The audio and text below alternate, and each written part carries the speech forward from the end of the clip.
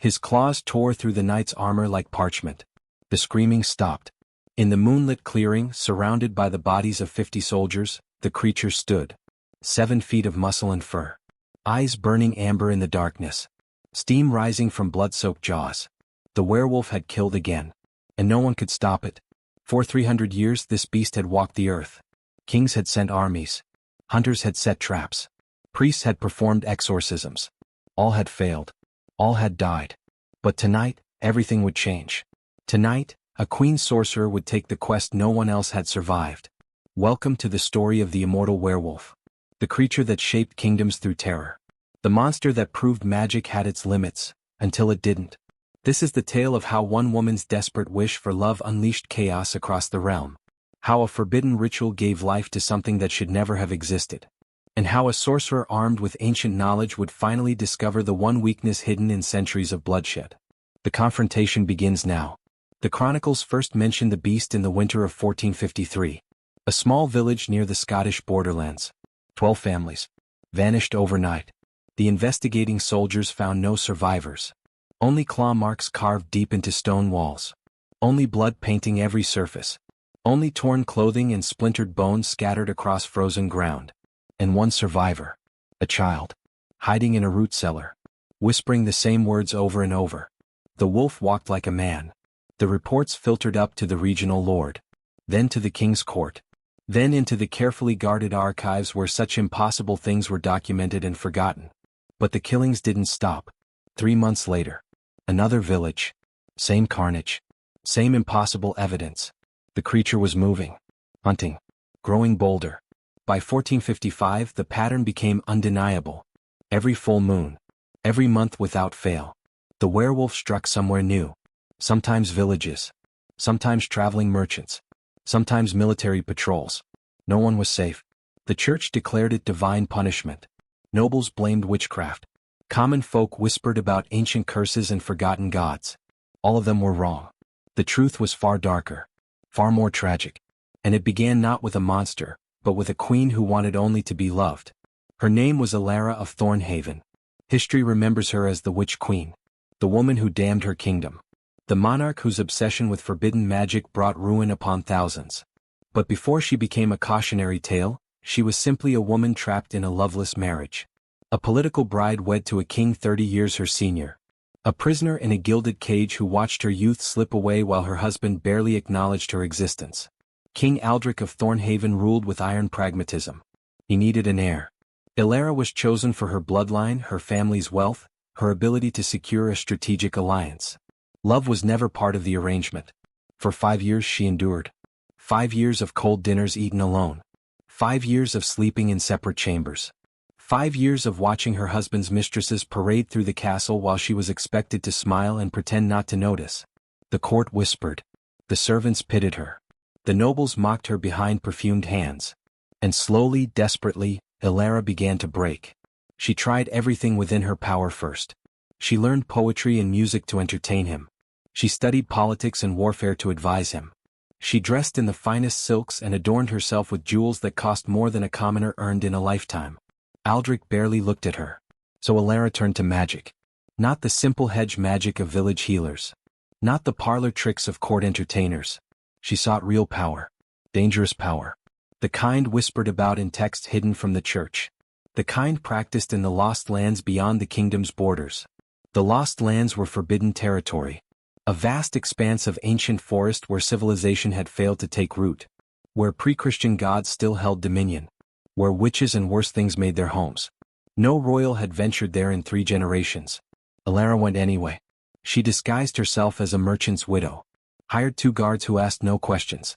Traveled for 6 weeks through increasingly hostile terrain until she reached the edge of the great forest. Her guards refused to go further. She continued alone. The lost lands earned their name. Trees grew so thick that sunlight barely penetrated. Mist clung to the ground year-round. Sounds echoed strangely, making it impossible to judge distance or direction. Travelers who entered rarely returned. Those who did came back changed. Haunted. Speaking of things that shouldn't exist, Elara walked for 3 days. She followed the instructions given to her by a half-mad scholar she'd paid a fortune to consult. Turn left at the lightning-struck oak. Follow the stream that runs uphill. Find the clearing where mushrooms grow in perfect circles. On the third night she found the cottage. It stood in a glen that felt wrong. Too quiet. Too still. Even the wind seemed reluctant to enter this place. The cottage itself was ancient. Timber darkened by centuries. Thatched roof covered in moss. Windows that reflected no light. Elara knocked. The door opened. The woman inside called herself Morwenna. She was ageless. She might have been 30 or 300. Her eyes held depths that made Elara's stomach turn. Her smile revealed teeth filed to points. "I know why you've come," Morwenna said before Elara could speak. "You want love. True love. The kind that consumes. The kind that transforms." Elara nodded, unable to find her voice. "I can give you that," the witch continued. "But magic of this magnitude requires payment. Sacrifice. Balance." "I'll pay anything," Elara whispered. Morwenna's smile widened. "Anything? How delightfully naive. Very well, Your Majesty. I accept your terms." The ritual took place that night. Morwenna led Elara deeper into the Lost Lands. To a stone circle older than memory. 13 standing stones arranged around an altar stained black with the blood of countless offerings. The witch produced a silver knife. "Your blood to seal the bargain," she explained. "Your tears to fuel the magic. Your voice to speak the incantation." Elara did as instructed. She cut her palm. Let the blood drip onto the altar stone. She wept, thinking of her lonely years, her empty marriage, her desperate hunger to be wanted. And she spoke the words Morwenna taught her. Ancient words. Predating Latin or Greek. Words that tasted like copper and felt like ice sliding down her throat. The stones began to glow. The forest fell absolutely silent. And something answered. Elara felt it immediately. A presence sliding into her consciousness. Foreign. Powerful. Hungry. "What is this?" she gasped. "The magic you requested," Morwenna replied calmly. "Love requires a vessel. I've given you one. A companion who will never leave you. Who will protect you. Who will love you with an intensity beyond human comprehension." "I don't understand." "You will. When the moon rises full, your wish will manifest. Go home, Your Majesty. Await your beloved." Elara fled. Through the forest. Back to her guards. Back to her kingdom. She told no one what she'd done. 3 weeks later the full moon rose. And Elara's husband came to her chambers. For the first time in their marriage, Aldric sought her out. Knocked on her door. Asked permission to enter. Elara's heart soared. The magic had worked. Aldric was tender that night. Attentive. He spoke to her for hours. Listened to her thoughts. Touched her face with genuine affection. It was everything she dreamed of. When dawn came, he kissed her forehead and left with a promise to return. Elara wept with joy. She didn't notice the scratches on his hands. The mud on his boots. The smell of blood that clung to his clothes. The reports came 3 days later. A village had been attacked. 15 dead. Torn apart by something with claws and teeth. Survivors spoke of a massive wolf. But bigger. More intelligent. Moving with purpose. Elara felt the first flutter of unease. The next full moon arrived. Again Aldric came to her. Loving. Devoted. Everything a husband should be. And again somewhere in the kingdom people died screaming. It took 6 months for Elara to connect the pattern. Every full moon her husband transformed. Every full moon the creature killed. Every full moon, Aldric returned to her with no memory of what he'd done, consumed only by overwhelming love for his wife. The magic had worked exactly as requested. Morwenna had given her a companion who would love her with inhuman intensity. A protector whose devotion transcended mortal limitations. But that devotion came wrapped in fur and claws and an insatiable hunger for violence. Elara tried to undo it. She returned to the Lost Lands. Found the cottage empty. Searched for weeks. Morwenna had vanished as if she'd never existed. She consulted every magical text in the royal library. Hired scholars. Summoned priests. None could break the curse. Because it wasn't a curse. It was a blessing. Exactly what she'd asked for. Aldric loved her now. Completely. Obsessively. During his human days he was the perfect husband. Attentive, affectionate, devoted. But every full moon the beast emerged. And every full moon people died. Elara made a choice. She could confess. Reveal what she'd done. Watch her husband be executed or imprisoned. Live with the knowledge that she'd destroyed him to save others. Or she could stay silent. She stayed silent. For 3 years the killings continued. The kingdom lived in terror. Aldric remained oblivious, transformed into a devoted husband who had no idea of his nocturnal nature. And Elara lived with the weight of every death. Until the night Aldric killed their son. The prince was 7 years old. Born 2 years after the curse began. A beautiful child with his father's eyes and his mother's gentle nature. One full moon the boy wandered from his chambers. Heard strange noises. Went to investigate. He encountered his father in mid-transformation. The beast didn't recognize him. They found the prince's body in the morning. In the throne room. Surrounded by claw marks and blood. Aldric woke in his chambers with no memory of the night. Elara said nothing. The court blamed raiders. The kingdom mourned. And Elara finally broke completely. She went to the throne room that night. Stood where her son had died.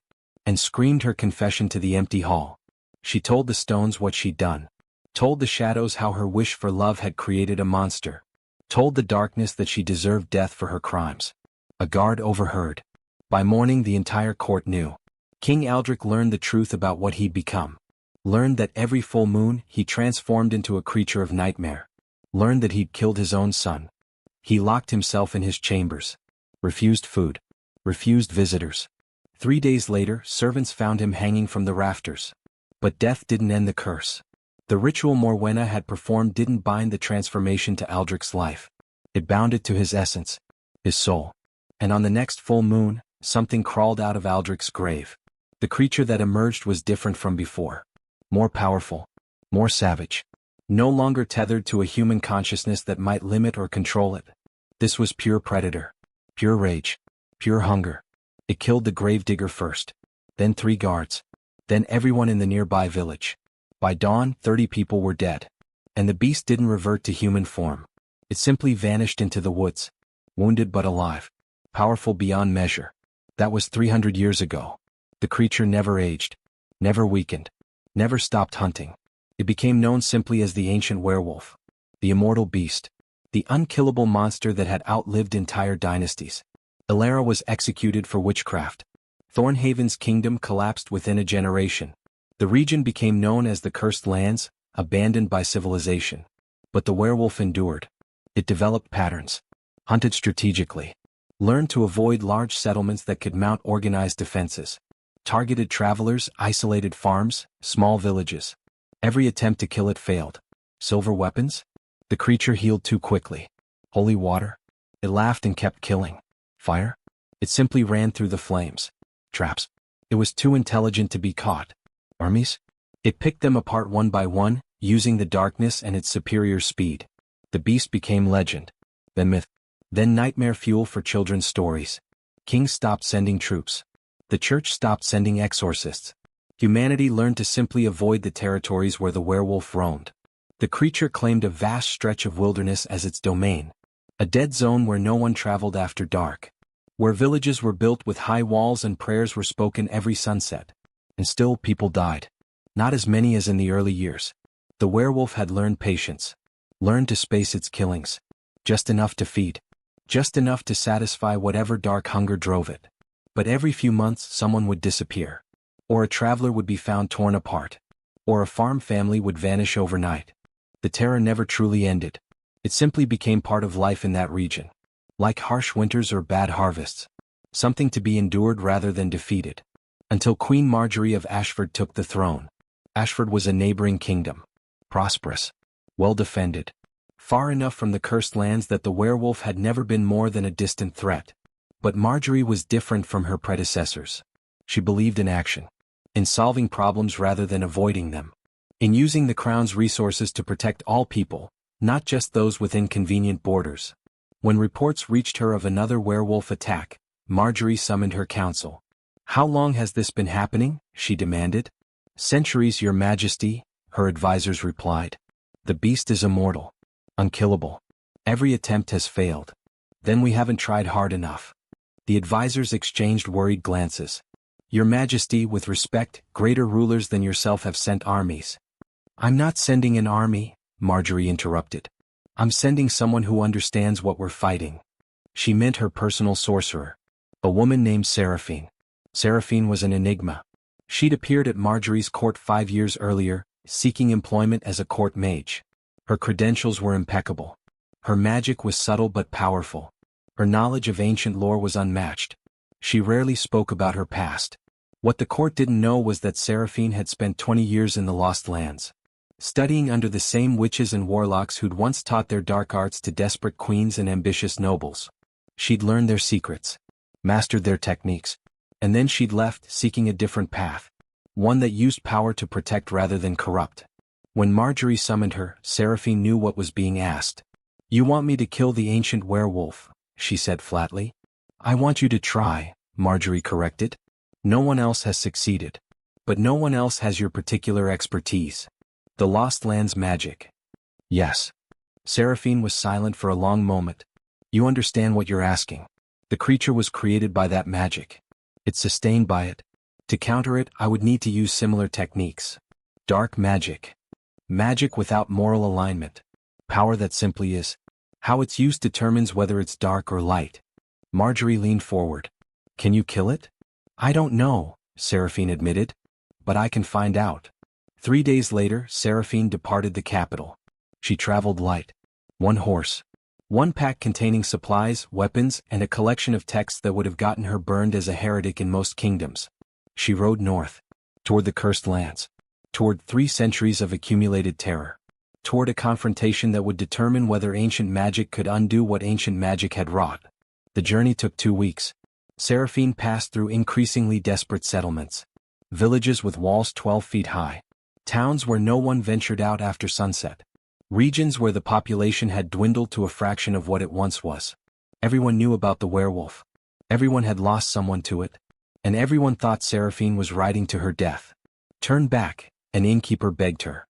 "Whatever the queen is paying you, it's not worth it." "Many have tried," a blacksmith told her while shoeing her horse. "The best hunters in the realm. All dead within a month." "The beast cannot be killed," a priest warned. "It is God's punishment for the witch queen's sins. It will endure until Judgment Day." Seraphine listened politely, thanked them for their concern, and continued riding. She wasn't looking for the werewolf yet. First, she needed to understand it. She spent a week in the region's archives, reading every account of the creature's attacks, mapping its hunting patterns, looking for behavioral tells. What she discovered was fascinating. The werewolf was intelligent, far more than a normal animal. It adapted its tactics, learned from mistakes, showed what might almost be described as strategic thinking. But it also had limitations.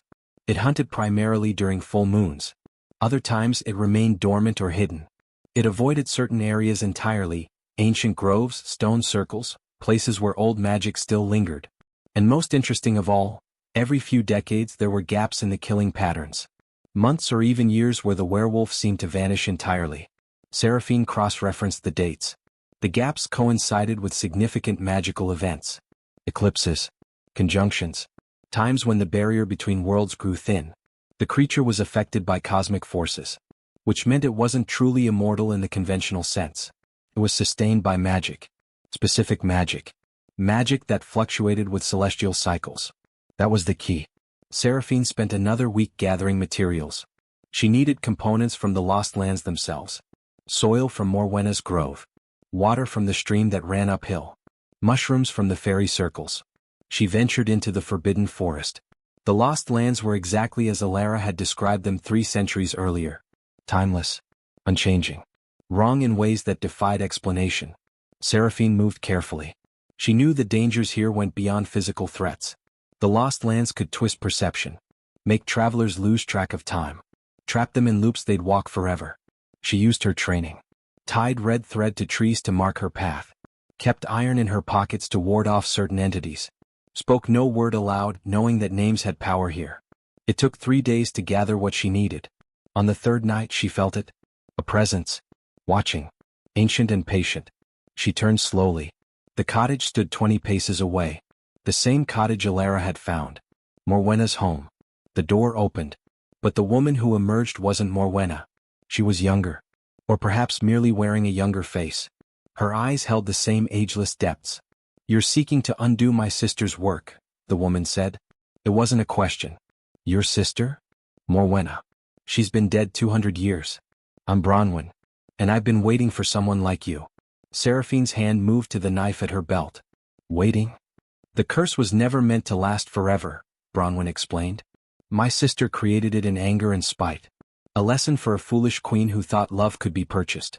But even she didn't intend for it to become this. An immortal killing machine. Yes. It's an insult to proper magic. A perversion of the craft. Bronwyn stepped closer. I cannot undo it myself. The magic recognizes my bloodline. It would resist me. But you? She smiled. You're from the Lost Lands but not bound to them. You learned our secrets but followed a different path. You might actually succeed where others have failed. You'll help me? I'll give you knowledge. The rest is up to you. Bronwyn produced a small vial filled with black liquid. The werewolf isn't truly immortal. It's anchored to this world by the original ritual. The blood oath. The tears. The words of binding. All of it created a tether between the creature's essence and the physical realm. How do I sever the tether? You don't sever it. You redirect it. Make the creature's immortality conditional rather than absolute. Tie it to something that can be destroyed. Seraphine understood immediately. The ritual site. The stone circle where Elara performed the original magic. Precisely. The altar stone still exists. Still holds the blood and tears and words from 3 centuries ago. Anoint it with this. She held up the vial. And the tether will transfer. The stone will become the creature's anchor. Destroy the stone, and the werewolf loses its immortality. It seems too simple. The anointing is simple. Getting the werewolf to the stone circle is another matter entirely. It won't go willingly. You'll need to lure it. Fight it. Drive it to that specific location while it's trying to tear you apart. Seraphine took the vial. And if I fail? Then you'll join the thousands who've died trying. The beast will continue its existence. And eventually someone else will attempt what you're attempting now. Bronwyn turned back toward the cottage. One more thing, Sorcerer. The creature remembers what it once was. Deep beneath the magic and the hunger, there's still a fragment of King Aldric. A man who loved his wife and killed his son and hanged himself in despair. If you can reach that fragment, you might have a chance. Then she was gone. The cottage faded like morning mist. Seraphine stood alone in the forest, holding the vial and contemplating the task ahead.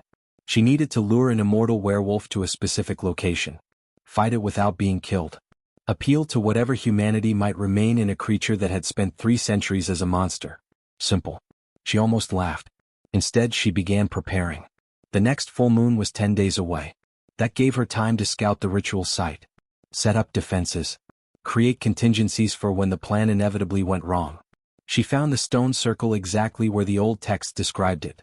13 standing stones. The central altar stained black with ancient blood.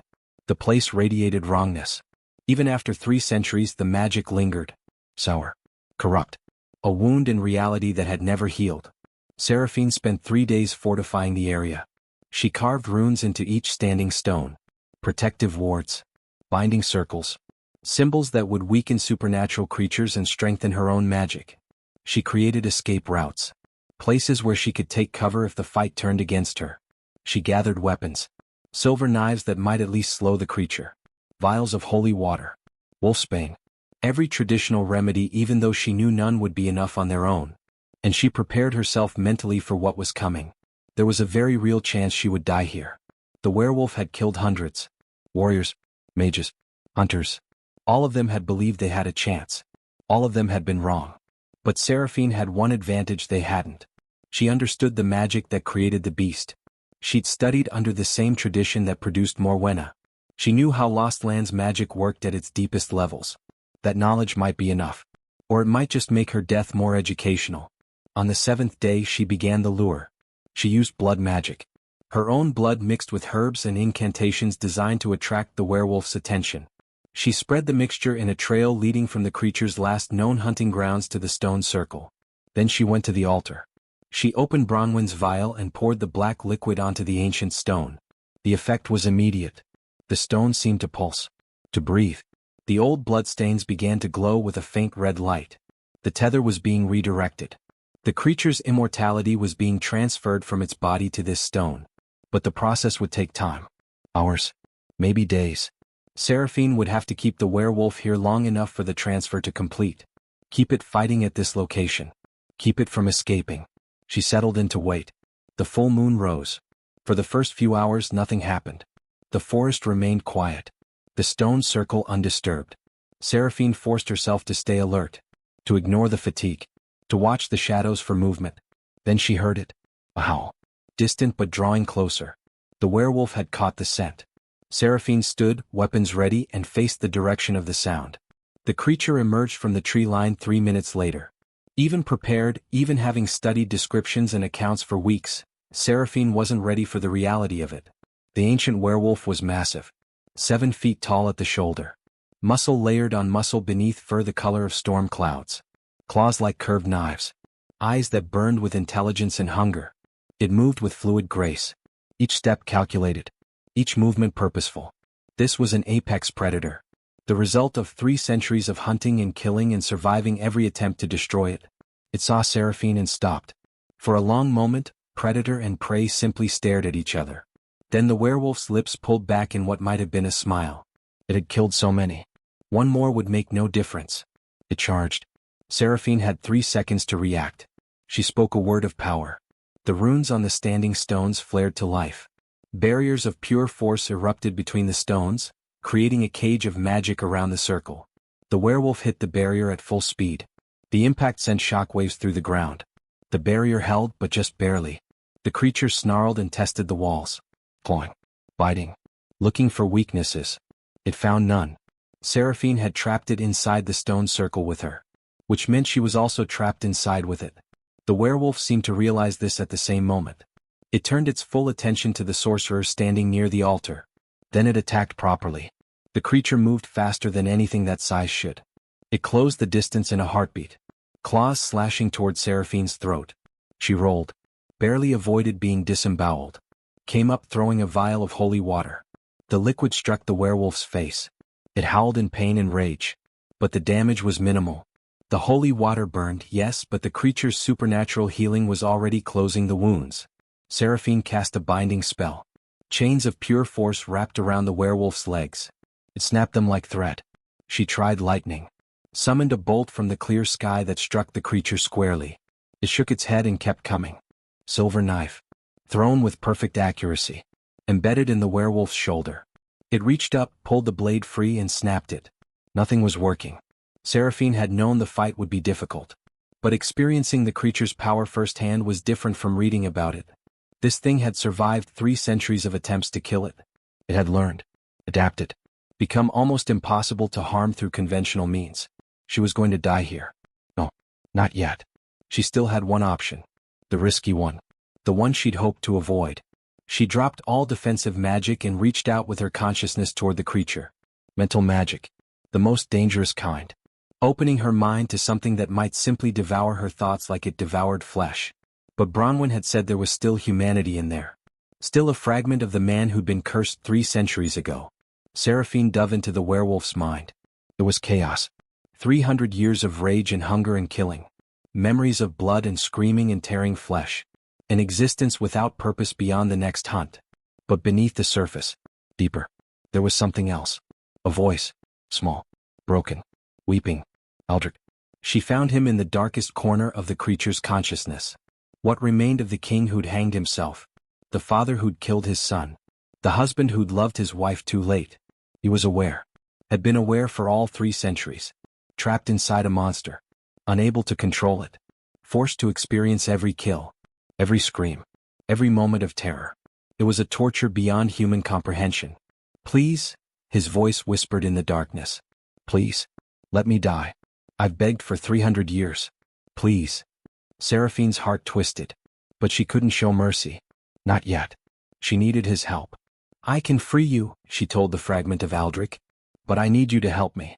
The creature. You're part of it. Can you slow it? Give me time? I have no control. I've never had control. Try. Please. This is your only chance to end this. In the physical world, the werewolf had Seraphine pinned. Jaws inches from her throat. Claws digging into her shoulders. Then it stopped. Just for a second. A moment of hesitation. Aldric was trying. Seraphine used that second. Kicked up. Rolled free. Created distance. The werewolf shook its head violently as if trying to dislodge something. The internal struggle between beast and man playing out in jerking, uncontrolled movements. Seraphine glanced at the altar stone. The red glow was brighter now. The transfer was progressing. But not fast enough. She needed more time. She attacked again. Not to kill. Just to keep the creature here. Keep it fighting in this specific location while the magic did its work. Fire spell. The werewolf's fur caught flame. It roared and rolled, extinguishing it. Ice spell. The ground beneath its feet froze. It slipped. Recovered. Force spell. A hammer blow of pure energy that sent it sprawling. But every attack cost Seraphine energy. Every spell drained her reserves. She could feel her magic depleting. Soon she'd have nothing left but physical weapons and desperation. The werewolf realized this too. It changed tactics. Stopped rushing in. Started circling. Waiting for Seraphine to exhaust herself. 3 centuries of hunting had taught it patience. Minutes passed. Neither moved. Seraphine's breath came in ragged gasps. Her arms trembled. Blood ran from a dozen shallow cuts where the creature's claws had caught her. The werewolf looked fresh. Ill. Ready to continue for hours if necessary. Then the altar stone pulsed. The red glow became blinding. The transfer was complete. Seraphine felt it in her bones. The tether had shifted. The werewolf's immortality now resided in the stone rather than its flesh. The creature was mortal again. For the first time in 3 centuries, it could be killed. But it didn't know that yet. And Seraphine was out of magic. Out of tricks. Out of everything except a single silver knife and failing strength. The werewolf charged one final time. Seraphine didn't try to dodge. Didn't try to defend. Instead, she ran toward the altar stone. The werewolf followed, sensing victory. At the last second, Seraphine dropped. Slid across the ground. Reached the stone's base. The werewolf leaped over her. Landed on the far side of the altar. Seraphine drove her silver knife into the stone. The entire circle exploded with light. The stone shattered. 3 centuries of accumulated magic released in an instant. The tether severed. The immortality undone. The werewolf's howl became a scream. It was transforming. Shrinking. Fur receding. After 300 years the curse was breaking. But breaking violently. The creature convulsed. Bones snapping and reforming. Muscle tearing and reknitting. Reality itself seemed uncertain about what this being should be. Then it collapsed. In the center of the stone circle, where the ancient werewolf had stood, lay a man. He was old. Ancient. His body showing the true age that immortality had hidden. White hair. Weathered skin. Muscles atrophied by centuries of disuse. King Aldric. Finally restored. Finally mortal. His eyes opened. Met Seraphine's. "Thank you," he whispered. His voice was raw. Broken. But human. Then he began to cough. Blood flecked his lips. "The transformation," Seraphine said, kneeling beside him. "Your body can't handle the reversion. 3 centuries of suspended age catching up all at once." "Good," Aldric breathed. "I'm finally dying.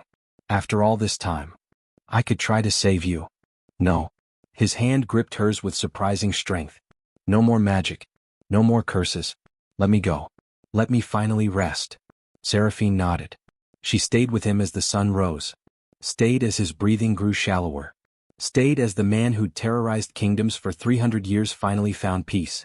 King Aldric died as the first rays of dawn touched the stone circle.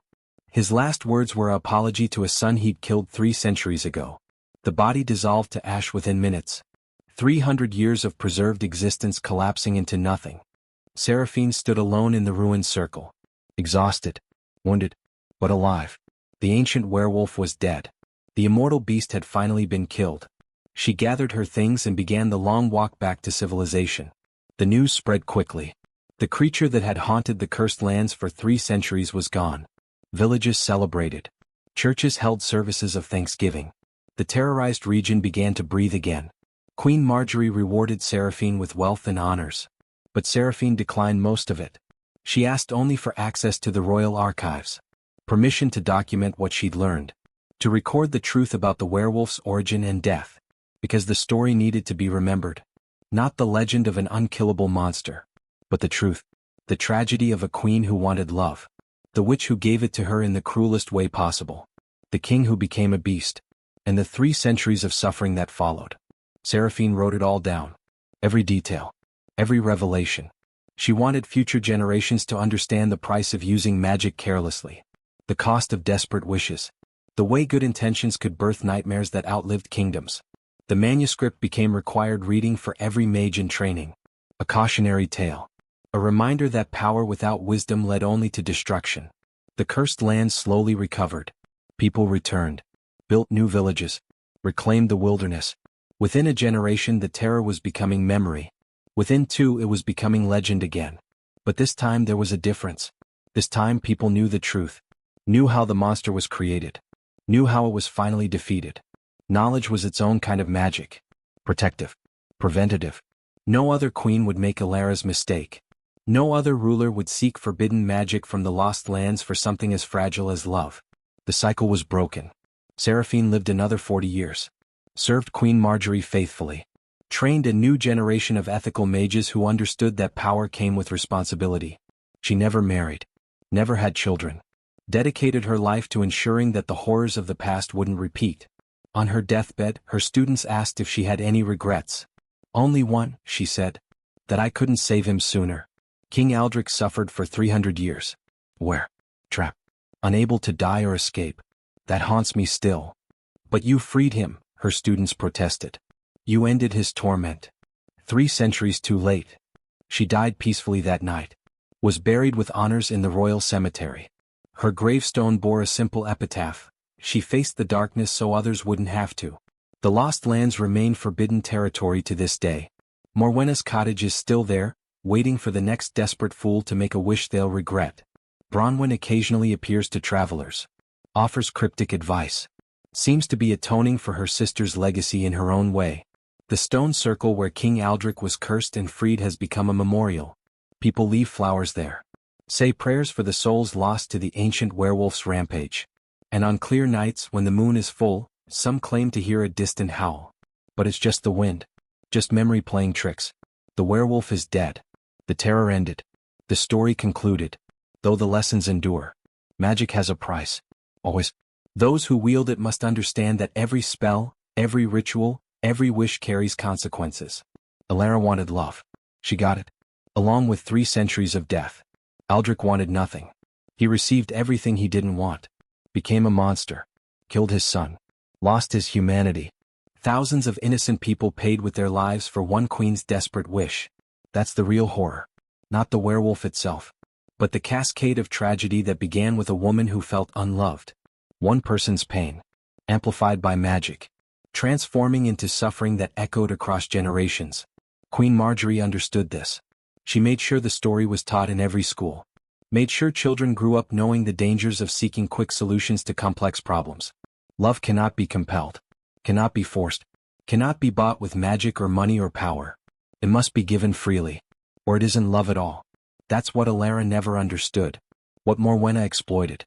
What Aldric paid for with 3 centuries of torment. Seraphine understood. That's why she succeeded where others failed. She didn't try to destroy the werewolf through force. She understood it. Traced its origin. Found the magical thread that sustained it. And gently severed that thread. Knowledge.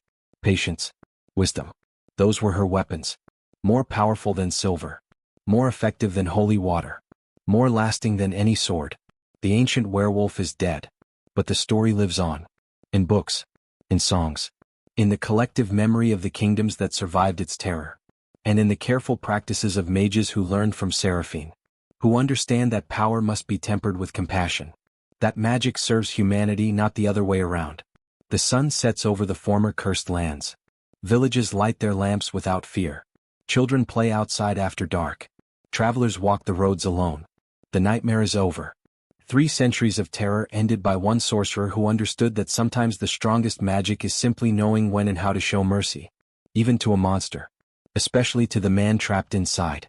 Years passed into decades. Decades into centuries. The story of the ancient werewolf became required study in every magical academy across the continent. But stories have a way of changing. Of being simplified. Romanticized. Distorted by time and retelling. Eventually, people forgot the tragedy. They remembered only the glory. The brave sorcerer. The defeated monster. The triumphant ending. They forgot about Elara's loneliness. Aldric's suffering. The thousands who died. The complexity of it all. History became legend. Legend became myth. And myths have a dangerous way of repeating. 400 years after Seraphine's death, a young princess named Isolde sat in her tower chamber, crying into her pillow. Her father had arranged her marriage. A political alliance. She would wed a prince she'd never met. A man 30 years her senior who needed heirs and territorial advantages. Love was never part of the arrangement. The irony would have been obvious to anyone who knew the old stories. But Isolde's tutors had taught her the simplified version. The heroic tale. They'd skipped the cautionary parts. The warnings. The complex moral center that made the story meaningful. She knew only that magic existed. That witches in the Lost Lands could grant wishes. That desperate situations sometimes required desperate solutions. She began to plan. But someone was watching. In the royal archives, an ancient manuscript began to glow. Seraphine's original account. The full story. Preserved with protective enchantments that activated when certain conditions were met. When someone began walking the same path Elara had walked, the manuscript sent out a signal. A pulse of magic that traveled across the kingdom, searching for someone who would understand its warning. It found a young scholar named Thomas. He was studying late in the university library when the manuscript appeared on his desk. Simply materialized from nothing. Fell open to the first page. Thomas read. He read all night. Read through dawn.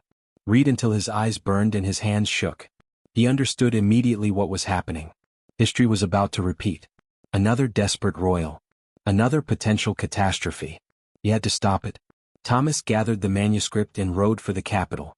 Pushed his horse to exhaustion. Reached the palace in 3 days. Getting an audience with the princess proved difficult. He was a commoner. A nobody. She was royalty. But he had Seraphine's manuscript. And the palace mages recognized its authenticity immediately. They brought him to Isolde's chambers. She was preparing to leave. Pack bags. Traveling clothes. A map to the Lost Lands. You can't go, Thomas said without preamble. Isolde stared at him. I don't know you. You have no right. Read this. He thrust the manuscript at her. All of it. Then decide if you still want to make your wish. She almost refused. Almost threw him out. But something in his eyes stopped her. Desperation. Fear. Urgency. She took the manuscript. She read. Hours passed. Thomas waited outside her door. Pacing. Praying he wasn't too late. Finally Isolde emerged. Her face was pale. Eyes red from crying. Is this real? She whispered. Did this actually happen? Every word. Documented by the sorcerer who ended it. The original account, not the sanitized version taught in schools. Isolde sat heavily. I was going to. I know. She looked at the manuscript in her hands. At the warnings written in careful script 400 years ago. At Seraphine's plea that future generations learn from past mistakes. What do I do? Isolde asked. I don't want to marry him. I don't want this life. But I can't. I can't risk creating something like that. Thomas sat beside her. You do what Elara should have done. You find another way. A human way. Talk to your father. Negotiate. Refuse. Run away if you must. Anything except using magic to force an outcome. My father won't listen. Then make him listen. You're a princess. You have power. Just not magical power. Use your voice. Your position. Your intelligence. Fight for your freedom the hard way. Isolde was quiet for a long time. Then she stood. Straightened her spine. Wiped her tears. You're right. I need to face this. Really face it. Not run to the Lost Lands looking for an easy answer that doesn't exist. She returned the manuscript to Thomas. Thank you. For finding me. For showing me this. You saved me from a terrible mistake. Seraphine saved you. I just delivered her message. That afternoon, Isolde confronted her father. It didn't go well. He was furious. Dismissed her concerns. Insisted the marriage would proceed. So she refused. Publicly. At dinner, in front of the visiting prince and his entire delegation. Stood up and declared she would not be married against her will. That she would rather abdicate her title than live in a loveless political arrangement. The scandal was immediate. Massive. The engagement collapsed. The alliance fell apart. Diplomatic relations froze. But Isolde had made her choice. She left the palace that night. Gave up her crown. Her privilege. Her comfortable life. She became a commoner. Worked as a teacher. Lived in a small house. Never married, though she eventually fell in love with a baker who made her laugh. It wasn't a fairy tale ending. But it was real. Honest. Human. And most importantly, it didn't create a monster. Thomas kept Seraphine's manuscript. Made copies. Distributed them to every library and academy. Insisted on the full story being taught. The complexity. The warnings. The truth. Slowly the simplified version faded. The real story returned to prominence. And it saved lives. Over the centuries that followed, dozens of desperate people found themselves drawn to the lost lands, seeking magical solutions to human problems. Most stopped themselves, remembered the story, chose the difficult path instead. A few didn't. A few ventured into the forbidden forest anyway. Some were never heard from again. Others returned changed. Cursed in ways less dramatic than Aldric's transformation but no less tragic. The lost lands didn't stop offering wishes.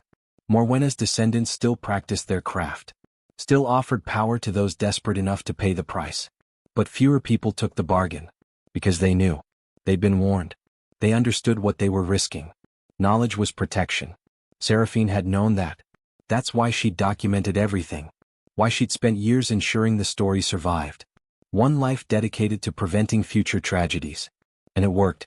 Not perfectly. Never perfectly. There would always be those who thought they were different. Special. Exempt from the rules that governed everyone else. But most learned. Most chose better. The werewolf's legacy became education rather than terror. In the present day, the stone circle where Aldric died is a protected historical site. Students visit on field trips, study the ruins, discuss the ethical implications of unchecked magical power. The lost lands remain forbidden, but their borders are watched. Guards patrol. Trained mages monitor for signs of anyone attempting to cross. Most would-be wish-seekers are intercepted, counseled, given resources to solve their problems through conventional means. It's not perfect, but it's better. The ancient werewolf killed thousands over 3 centuries. In the 7 centuries since, no comparable curse has emerged from the lost lands. That's Seraphine's true victory. Not killing the beast, but preventing others from being created. She understood what many heroes miss. Defeating the monster is only the first step. Preventing the next monster is the real work. That work is never finished, never complete. It requires constant vigilance, constant education, constant willingness to share difficult truths. But it's necessary, because the lost lands still exist. The witches still practice. The temptation remains. Every generation faces it. Every desperate person considers it. Every lonely soul wonders if magic might solve what human effort cannot. And every generation needs to be reminded. There's always a price. Always consequences. Always suffering hidden in the shadows of granted wishes. Elara learned too late. Aldric never had a choice. Thousands paid with their lives. But their story endures. Protects. Warns. The ancient werewolf was killed. But its lesson lives on. In classrooms. In books. In the careful practices of ethical mages. In the memories of kingdoms that survived and learned. The howl has faded. The terror ended. The nightmare concluded. But the story? The story remains. Passed down. Generation after generation. Parent to child. Teacher to student. Mage to apprentice. Warning the desperate. Cautioning the powerful. Reminding everyone that some prices are too high to pay. No matter how much you want what's being offered. The moon rises full tonight. Over kingdoms that once trembled. Over forests that once hid an unkillable beast. Over stone circles that once ran red with cursed blood. But no howl echoes. No creature stalks. No terror waits in shadow. Only memory. Only story. Only the quiet strength of lessons learned through centuries of pain. The ancient werewolf is dead. Long live the story that ensures no other will take its place. That's the real magic. Not the flashy spells. Not the dramatic transformations. Not the power to reshape reality. The real magic is wisdom. Hard won. Carefully preserved. Deliberately shared. Knowledge that protects. Memory that saves. Truth that endures longer than any curse. Seraphine understood that. She fought not just to kill a monster but to prevent future ones. She succeeded.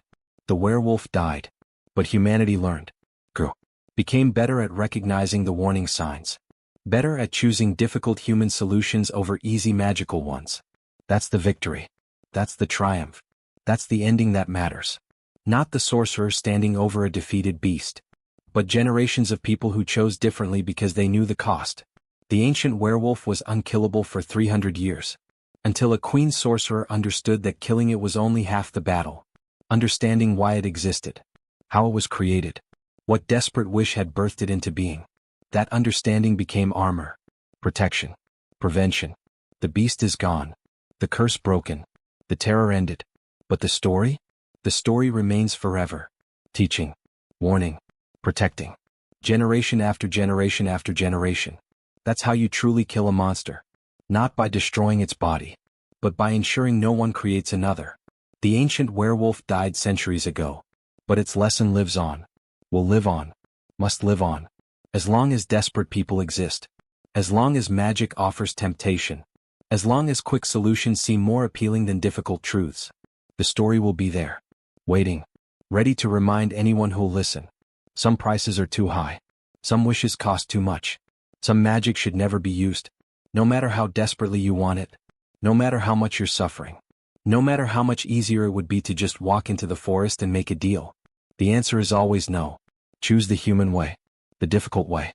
The way without magic. It might not give you what you want. But it won't create a monster that terrorizes kingdoms for 3 centuries. That's the trade-off. That's the choice. That's the lesson the ancient werewolf taught through blood and screaming and 300 years of terror. The moon sets.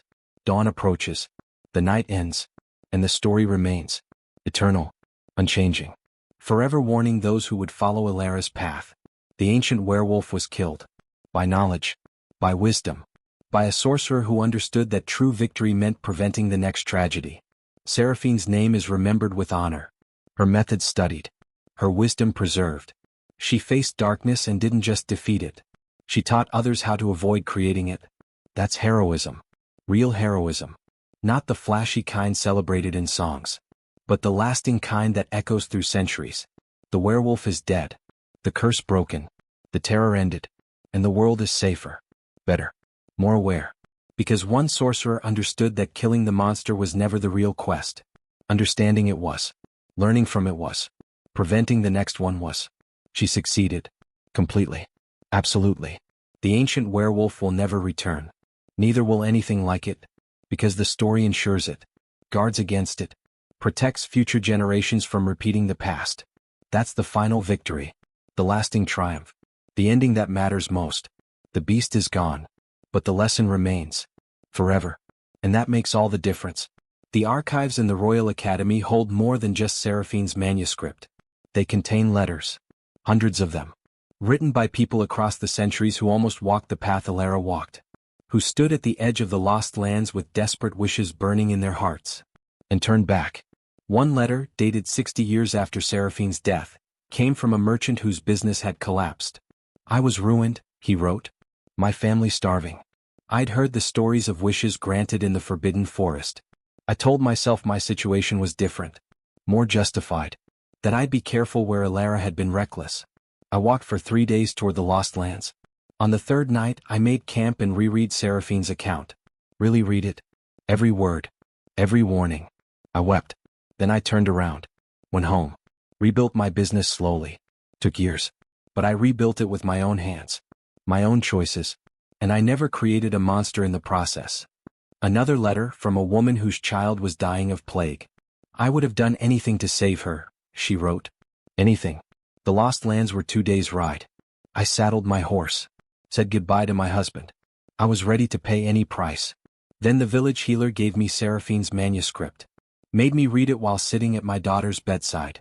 By the time I finished, I understood. Magic might save one child but damn countless others.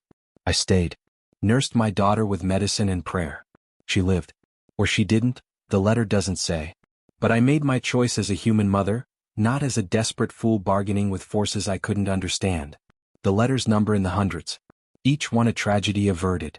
Each one a potential curse that never manifested. Each one proving Seraphine's approach had worked. The story saved them. All of them. But the Lost Lands remained. Patient. Eternal. Waiting. Because there would always be those who thought themselves special. Who believed the warnings applied to everyone else. Who were certain they could handle powers that had destroyed kingdoms. 300 years after Isolde's near mistake, a young mage named Dominic stood at the border of the Forbidden Forest. He'd read Seraphine's manuscript. Of course he had. Every mage studied it. But Dominic was brilliant. Talented beyond his years. He'd mastered spells in months that took others decades. He'd published papers that revolutionized magical theory. He was exceptional. And exceptional people, he reasoned, deserved exceptional power. The Lost Lands called to him. Not with promises of love or wealth or salvation. With something more seductive. Knowledge. Raw, unfettered understanding of magic's deepest secrets. Dominic convinced himself this was different. He wasn't seeking a wish. He was seeking education. Research. He would study the Lost Lands magic, document it, bring that knowledge back to civilization. He would be careful, controlled, scientific. He stepped across the border. The forest welcomed him. For 3 days Dominic explored, took notes, collected samples, analyzed the ambient magical energy that permeated everything. It was intoxicating. Magic here worked differently.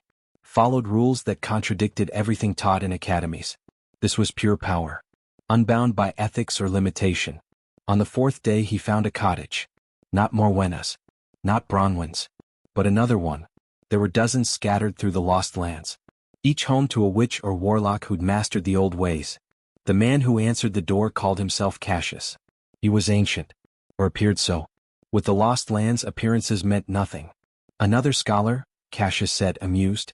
Come seeking forbidden knowledge, thinking yourself above the consequences that claim lesser minds. I've read the warnings, Dominic replied stiffly. I'm not some desperate queen looking for love. I'm a researcher.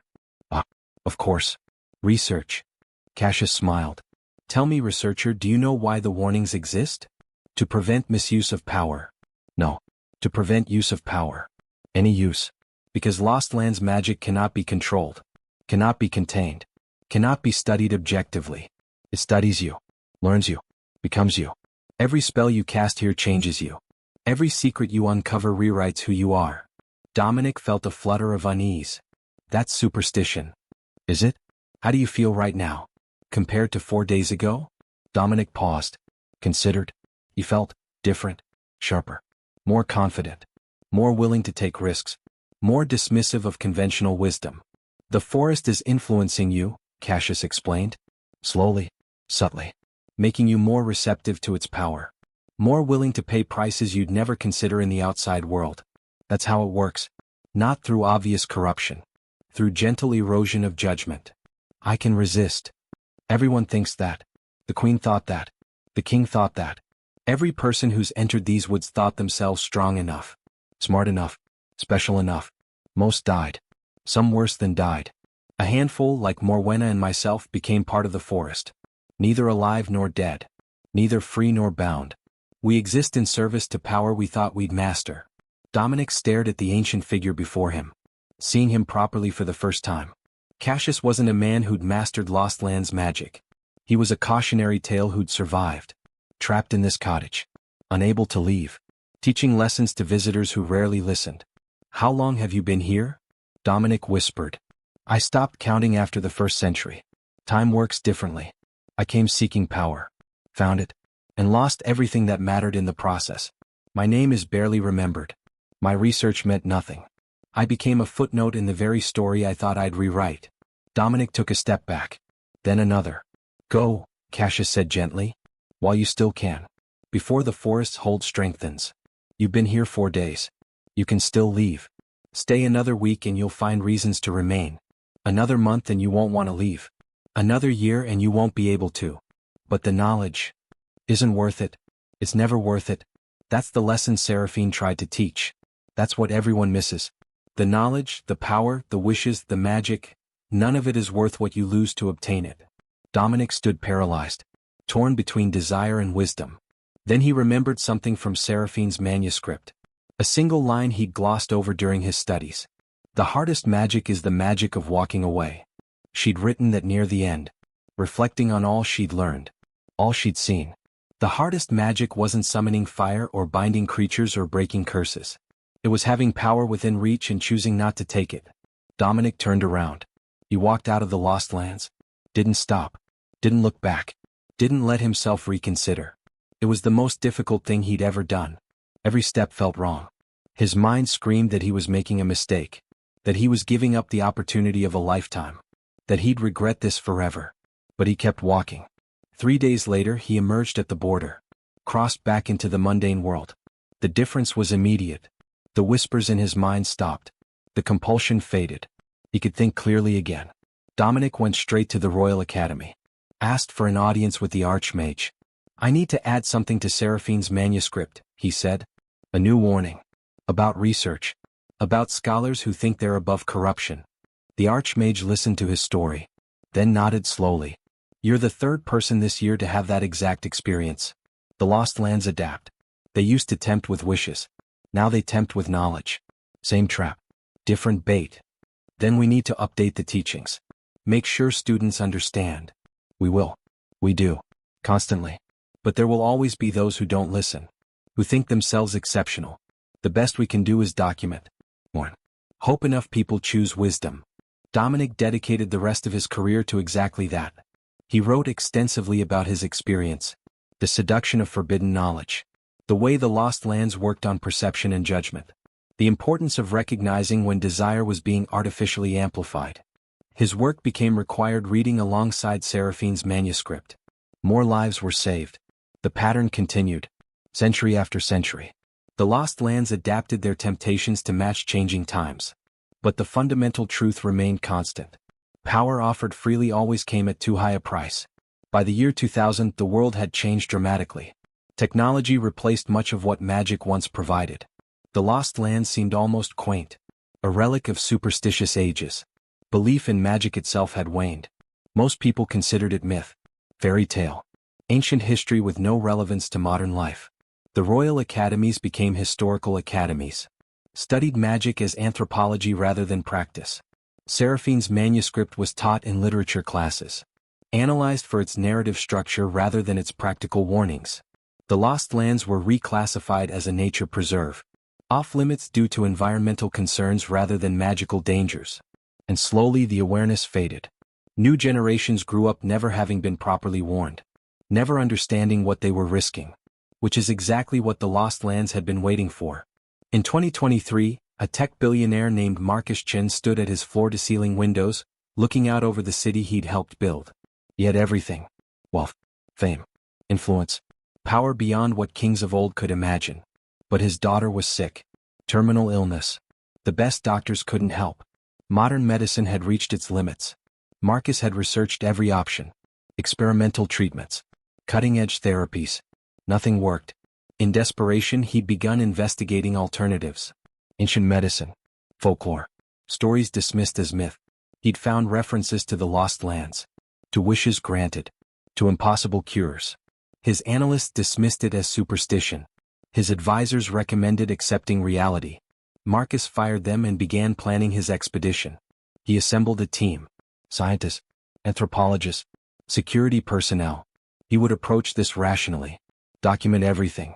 Apply modern methodology to ancient claims. They located the Lost Lands easily enough. Satellite imagery. GPS coordinates. What had once been mysterious was now fully mapped. The expedition entered the forest equipped with technology Seraphine couldn't have imagined. Drones. Communication devices. Real-time data analysis.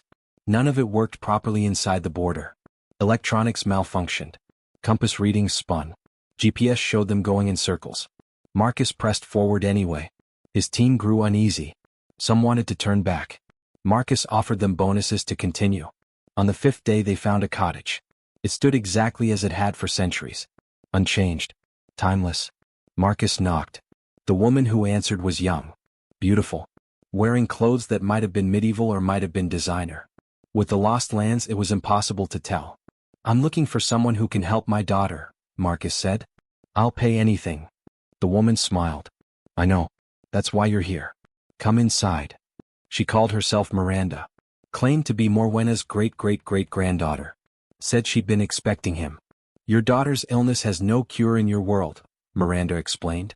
"But magic can accomplish what science cannot. I can save her." "What's the price?" "Oh, we've moved beyond crude bargains. Blood oaths and tears and ritual sacrifices. So primitive. No, I require something more refined. Your ambition. Your drive. The part of you that built an empire." Marcus frowned. "I don't understand." "You will. Agree to the bargain and your daughter lives. But you'll lose the burning need to succeed. To compete. To win. You'll become content. Satisfied with ordinary existence. Is your daughter worth that?" Marcus didn't hesitate. "Yes. Absolutely." "Then we have a deal." The ritual was nothing like what Elara had endured. No blood. No tears. No ancient words. Miranda simply touched Marcus's forehead. A brief contact. A moment of vertigo. Then it was done. Your daughter is cured, Miranda said. Check your phone. Marcus fumbled for his device. It worked suddenly. A message from the hospital. His daughter's scans were clear. Complete remission. The doctors were calling it a miracle. He wept with relief. Thank you, he whispered. Thank you. No need for thanks. You paid the price. Now go home. Live your new life. Marcus and his team left the Lost Lands. Returned to civilization. Within a week, everything began to change. Marcus couldn't focus on work. Board meetings bored him. Strategic planning felt pointless. The burning ambition that had driven him for decades simply vanished. He started delegating, then ignoring, then not showing up. His company began to struggle without his leadership. Stock prices fell. Competitors seized market share. Marcus didn't care. He spent time with his daughter, took walks, read books, felt content for the first time in his adult life. But the company employed thousands, whose jobs now hung in the balance, whose families depended on the empire Marcus had built and was now watching crumble through benign neglect. His board tried to intervene, staged what amounted to an intervention. Marcus listened politely, then shrugged. Promote someone else. I'm done. But sir, you built this. And now I'm choosing to let it go. Isn't that my right? They couldn't argue with that logic. The company collapsed over the next year. Thousands lost their jobs. Entire sectors of the tech industry were disrupted. The economic ripples affected millions. All because one man had lost his ambition. The Lost Lands magic had evolved, adapted to modern times. Instead of creating one monster that killed hundreds, it had removed one drive that affected thousands. More elegant, more subtle, just as devastating. Marcus's daughter recovered fully, lived a long, healthy life. But she grew up watching her father withdraw from the world, watching his empire crumble, knowing somehow that it was connected to her miracle cure. The guilt haunted her. On her 30th birthday, she began researching what had really happened, traced her father's expedition, found references to the Lost Lands, discovered Seraphine's manuscript in a university archive. She read it cover to cover. Then she understood. Her father had repeated Elara's mistake. Different wish, different price. Same fundamental error. He'd used magic to solve a human problem, and created consequences that rippled far beyond his intention. She spent the next decade documenting modern encounters with the Lost Lands, updating Seraphine's warnings for contemporary audiences, making sure the story survived into the digital age. Because the Lost Lands were patient. They would wait another generation, another century, another millennium. They would adapt their temptations, update their methods, find new ways to offer power to desperate people. But the fundamental truth remained unchanged. There was always a price, always consequences, always suffering hidden in granted wishes. That truth needed to be preserved, taught, remembered. The ancient werewolf was killed 1,000 years ago by a queen sorcerer. But the lesson it taught continues saving lives today. In every desperate person who stands at the edge of the Lost Lands and chooses to turn back. In every parent who refuses the easy magical cure and fights for their child through human means. In every ambitious soul who recognizes that some knowledge isn't worth obtaining. The werewolf died, but its legacy lives on. In warnings passed down. In stories carefully preserved.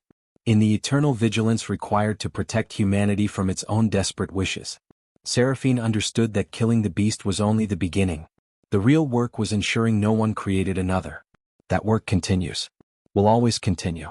Must always continue. As long as power exists to be taken. As long as desperation drives people to consider impossible solutions. As long as the Lost Lands wait in their timeless patience. The story must endure. The warnings must echo. The truth must be taught and retaught and taught again.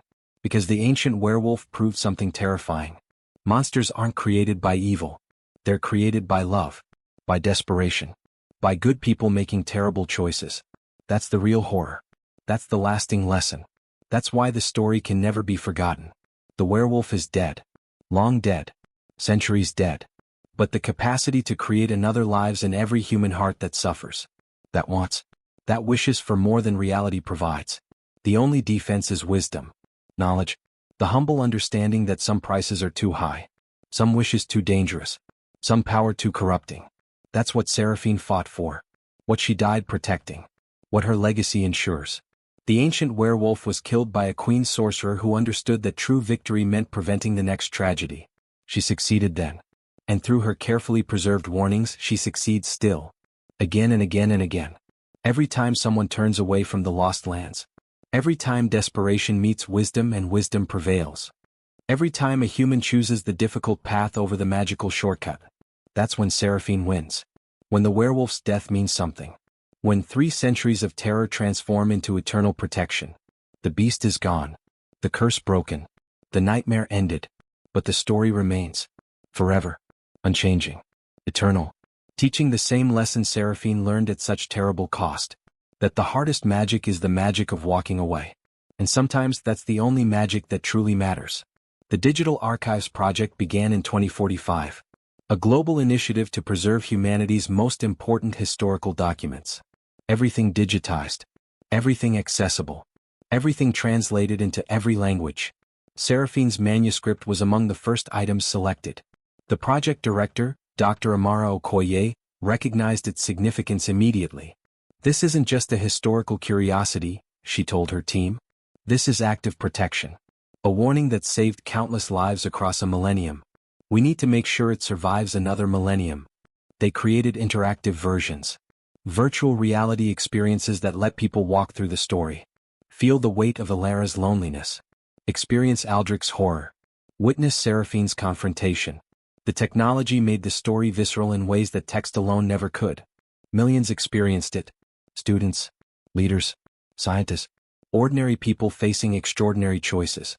And many of them changed their minds about the paths they'd been considering. A geneticist working on illegal human modifications read the manuscript and shut down her secret laboratory. A politician planning to use blackmail to secure power experienced the VR version and resigned instead. A grief-stricken widower planning to use experimental technology to resurrect his wife stopped himself and chose therapy. The story saved them. All of them. In different ways. But saved them nonetheless. Dr. Okoye received thousands of letters. Messages from people who'd encountered the manuscript at critical moments. Who'd been pulled back from edges they hadn't even realized they were standing on. I didn't think it applied to me, one message read. I'm a scientist. I deal in facts, not magic. But then I realized the Lost Lands aren't just a physical place. They're a metaphor for any power we're not ready to wield. Any knowledge we're not mature enough to handle. Any shortcut that seems justified in the moment but carries hidden costs. Seraphine's warning is timeless because the temptation is timeless. That message came from Dr. James Chin, grandson of Marcus Chin.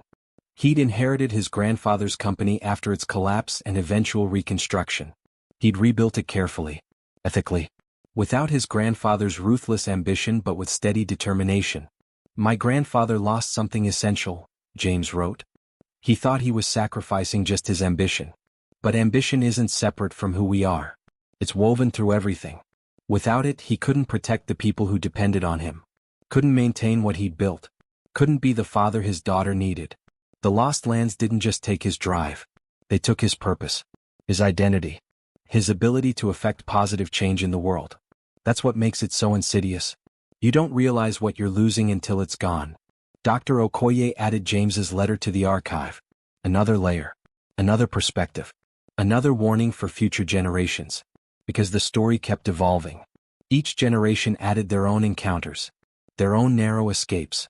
Their own understanding of how the fundamental truth manifested in their specific time and culture. The Lost Lands remained. Unchanged. Patient as always. But humanity's relationship with them had transformed. From ignorance to awareness. From individual mistakes to collective wisdom. From repeated tragedies to shared protection. The werewolf had been dead for over 1,000 years. But its impact had never been greater. In 2087, the United Earth Council faced an unprecedented crisis. Climate change had reached catastrophic levels. Traditional solutions had failed. Entire regions were becoming uninhabitable. Millions were dying. A proposal emerged from a fringe scientific group. They'd been studying the Lost Lands remotely, analyzing the magic that defied physical laws. They believed they could harness that power. Use it to reverse climate damage. Restore the planet. The proposal divided the council. Half saw it as humanity's last hope. The only way to prevent extinction. Half saw it as the exact mistake Seraphine had warned against for a millennium. The debate raged for months. Both sides made compelling arguments. The pro-magic faction argued that this was different. They weren't seeking wishes for personal gain. This was about species survival. Surely that justified any risk. The anti-magic faction countered that every person who'd ever used Lost Lands magic had told themselves their situation was different. More justified. More important. That's how the trap worked. The council was deadlocked. Finally, they agreed to consult an expert. Someone who'd spent their life studying not just the Lost Lands but the pattern of human interaction with dangerous power. They summoned Professor Elena Vasquez. She was 93 years old. Had devoted 70 years to analyzing every documented encounter with the Lost Lands. Had written dozens of books expanding on Seraphine's work. She arrived at the council chamber in a wheelchair. But her mind was sharp as ever. "You want to know if this time is different," she said without preamble. "If planetary extinction justifies using power that has corrupted everyone who's touched it for 1,000 years. "Yes," the council leader replied. "Is it?" Elena was silent for a long moment. Then she spoke. "Let me tell you about a woman named Elara. She was trapped in a loveless marriage. Isolated. Suffering. She wanted only to be loved. That seemed justified, didn't it? Love is good. Love is pure. Surely magic used for love couldn't be that dangerous. But 300 years of terror proved otherwise. Because the magic didn't care about her intentions. It didn't care that her wish seemed justified. It gave her exactly what she asked for in the worst possible way. Now you're telling yourselves that saving the planet is more important than one woman's loneliness. More justified. More worthy of risk. And you're right. It is more important. But that doesn't change how the magic works. The Lost Lands don't offer solutions. They offer monkey's paw bargains. You'll get what you ask for. The planet will be saved. But the cost will be something you can't imagine until it's too late. Maybe it takes away humanity's ability to innovate. Maybe it makes us dependent on magic we can't control. Maybe it alters our nature in ways we won't recognize until we're no longer recognizably human. I don't know what the cost will be. Neither do you. That's the point. That's always been the point. The price isn't negotiable. Isn't predictable. Isn't something you can plan around. She leaned forward. Seraphine didn't kill the werewolf to prove magic was beatable. She did it to prove that even when we defeat the monster, the cost of creating it in the first place is too high. 3 centuries of terror. Thousands dead. Kingdoms destroyed. All because one desperate woman made one understandable mistake. What's the equivalent cost today? How many centuries of unforeseen consequences are you willing to accept? How many billions might suffer from whatever twisted form your wish takes? The council chamber was absolutely silent. But we're dying, someone finally said. Right now. In massive numbers. Doing nothing guarantees catastrophe. Then find another way, Elena replied. A human way. It might not be as fast. Might not be as complete.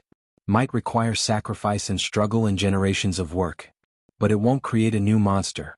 Won't corrupt us into something we're not. Won't damn our descendants to pay for our desperation. That's Seraphine's lesson. The one she died to teach us. Some prices are too high. Always. Even when the need seems absolute. Especially then. Because that's when we're most vulnerable to making catastrophic mistakes. The vote was held the next day. The council rejected the magical solution. Chose instead to double down on conventional methods. Increased funding for traditional climate science. Implemented draconian but purely human measures. It was hard. Painful. Incomplete. But it didn't create a monster. 20 years later, the planet began to recover. Slowly. Incrementally. Through nothing more dramatic than human persistence and innovation. Elena didn't live to see it. She died 2 years after her testimony. But her words were recorded. Added to the archive. Another layer of protection for future generations. The story continued to grow. To adapt. To remain relevant across changing circumstances. In 2134, humanity achieved faster-than-light travel. The stars were open. New worlds waiting. Infinite possibilities. And on the third planet explored, they found something impossible. A forest that shouldn't exist. Following laws that contradicted physics. Creating phenomena that defied explanation. The Lost Lands had spread. Or perhaps had always been spread. Maybe they existed on every world where intelligent life struggled with the gap between desire and reality. The discovery sent shockwaves through human civilization. The Lost Lands weren't unique to Earth. They were universal. A cosmic constant. Power waiting to corrupt anyone, anywhere who reached for it in desperation. which meant Seraphine's warning wasn't just for humanity. It was for any species, any civilization, any collection of beings facing the eternal temptation of shortcuts and wishes and power without wisdom. The manuscript was immediately translated into every known alien language, shared with every species humanity encountered. Some understood immediately, had their own versions of the story, their own ancient werewolves, their own hard-learned lessons about the cost of desperate wishes. Others dismissed it as primitive superstition, thought themselves above such concerns, advanced beyond corruption.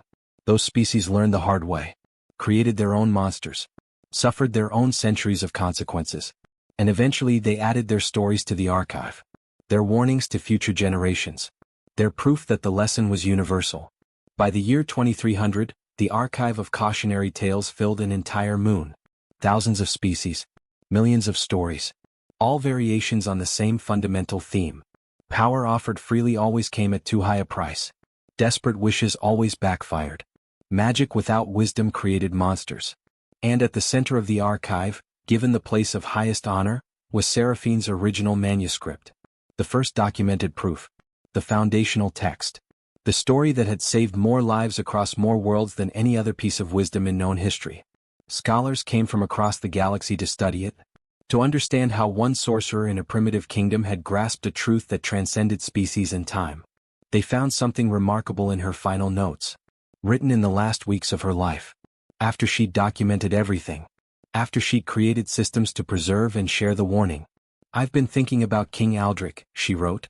"The man trapped inside the monster, aware for 3 centuries, suffering beyond comprehension, unable to die or escape. And I wonder if that's the real curse. Not the transformation, not the violence, but the awareness, being forced to watch yourself become something terrible while being powerless to stop it. That's what the Lost Lands really do. They don't change you into something else. They amplify what's already there. They take your love and make it obsessive, your ambition and make it consuming, your desperation and make it catastrophic. They show you what you become when your humanity is stripped away and only the want remains." Aldric wanted to love his wife. That desire, amplified beyond human limitation, became the werewolf. The beast was just the physical manifestation of love without wisdom, without restraint, without humanity to temper it. That's why the warnings must never stop, because every person contains the potential for that amplification. Every desperate wish is a werewolf waiting to be born. Every shortcut leads to centuries of regret. "I killed the beast, but I couldn't kill what created it." That lives in every heart that wants more than reality provides. The only defense is eternal vigilance, eternal teaching, eternal reminder that some hungers must be endured rather than fed. The scholars read those words and understood. This wasn't just a story about magic. It was a story about human nature, about the darkness that lived in wanting itself. The Lost Lands didn't create that darkness. They just gave it form, power, consequences that echoed across centuries. And the only way to fight it was exactly what Seraphine had done. Document it. Share it. Make sure every generation understood the cost of forgetting. In 2456, a young girl named Zara stood at the edge of a Lost Lands forest on a colony world 300 light-years from Earth. Her brother was dying. Medicine couldn't help. She'd read about wishes, about power, about magic that could accomplish the impossible. She'd also read Seraphine's manuscript, required reading in every school across human space. She knew what she was risking, knew the warnings, knew the pattern. But this was her brother, her best friend, the person she loved most in the universe. Surely that was worth any price. She took one step into the forest, then stopped. In her mind, she heard Seraphine's words, saw Elara's tragedy, understood Aldric's suffering, recognized the pattern she was about to repeat. Her brother would die. That was certain. Nothing would prevent it, but using magic wouldn't save him. It would just transform his death into something worse, into a curse that might haunt her for centuries, into a monster that might kill thousands. She couldn't do that to him, couldn't make his memory into something terrible.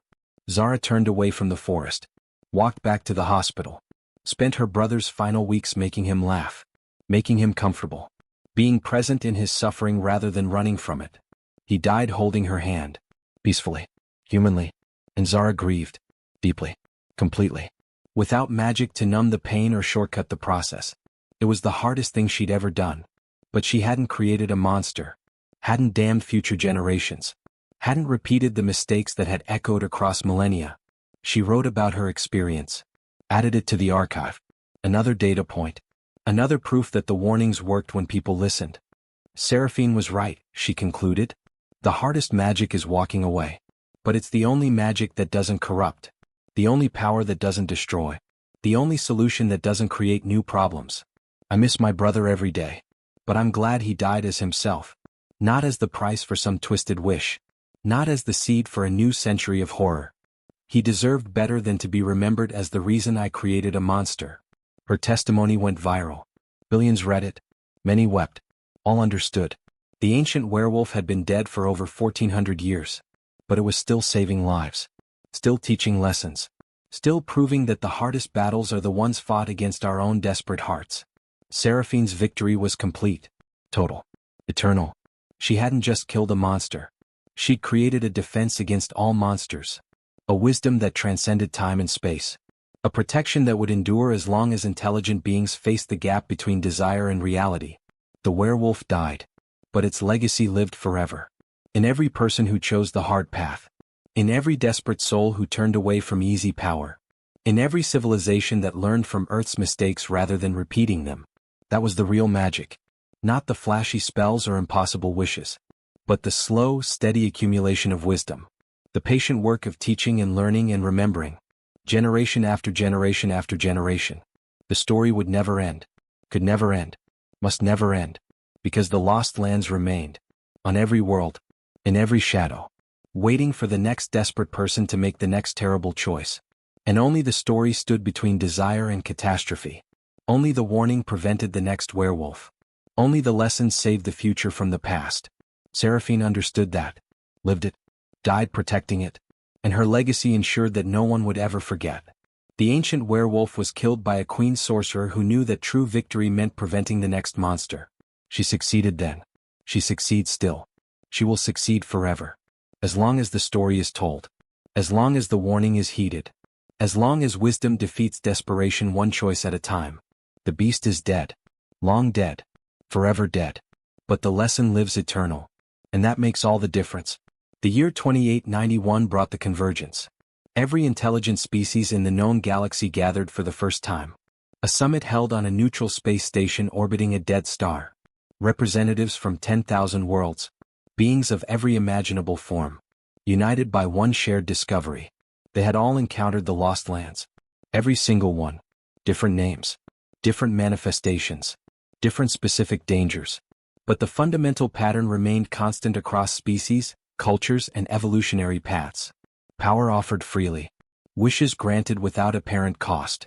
Magic that solved problems technology couldn't touch. And consequences. Always consequences. Each species had their own ancient werewolf. Their own Elara. Their own 3 centuries of terror. The Krell told of a scientist who wished to save his dying species from genetic collapse. The magic worked. The species survived. But every member became sterile. Within 2 generations they were extinct anyway, but slowly. Watching themselves die out while being powerless to prevent it. The Vex shared the story of a leader who wished for eternal peace among her fractious people. They got it. Peace enforced by the complete loss of free will. An entire civilization reduced to passive automatons. Technically alive but no longer truly living. The Draconid spoke of a warrior who wished for the strength to defeat his species' enemies. He became unstoppable. Invincible. And couldn't control his power. Destroyed friend and foe alike until nothing remained but ash and regret. Story after story. Species after species. The same pattern repeating across the galaxy like an echo that refused to fade. But humanity brought something different to the convergence. They brought Seraphine's manuscript. The complete archive. 1400 years of documentation. Proof that the cycle could be broken. That wisdom could defeat desperation. That knowledge was the only defense that actually worked. The other species were stunned.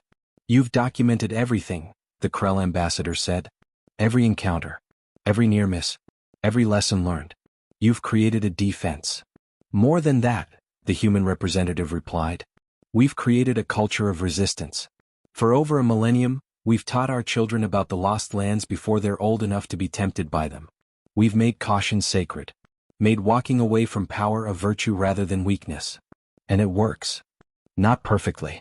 We still lose people to the lost lands. Still have those who think themselves special or exempt. But the rate has dropped dramatically. Where our ancestors might have lost thousands per generation to desperate wishes, we now lose dozens. And even those losses add to the archive. Strengthen the warning for the next generation. The Convergence studied the human archive for months. Analyzed its structure. Its comprehensiveness. The way it adapted to remain relevant across changing circumstances. Then they made a decision. Every species would contribute their stories, their tragedies, their warnings.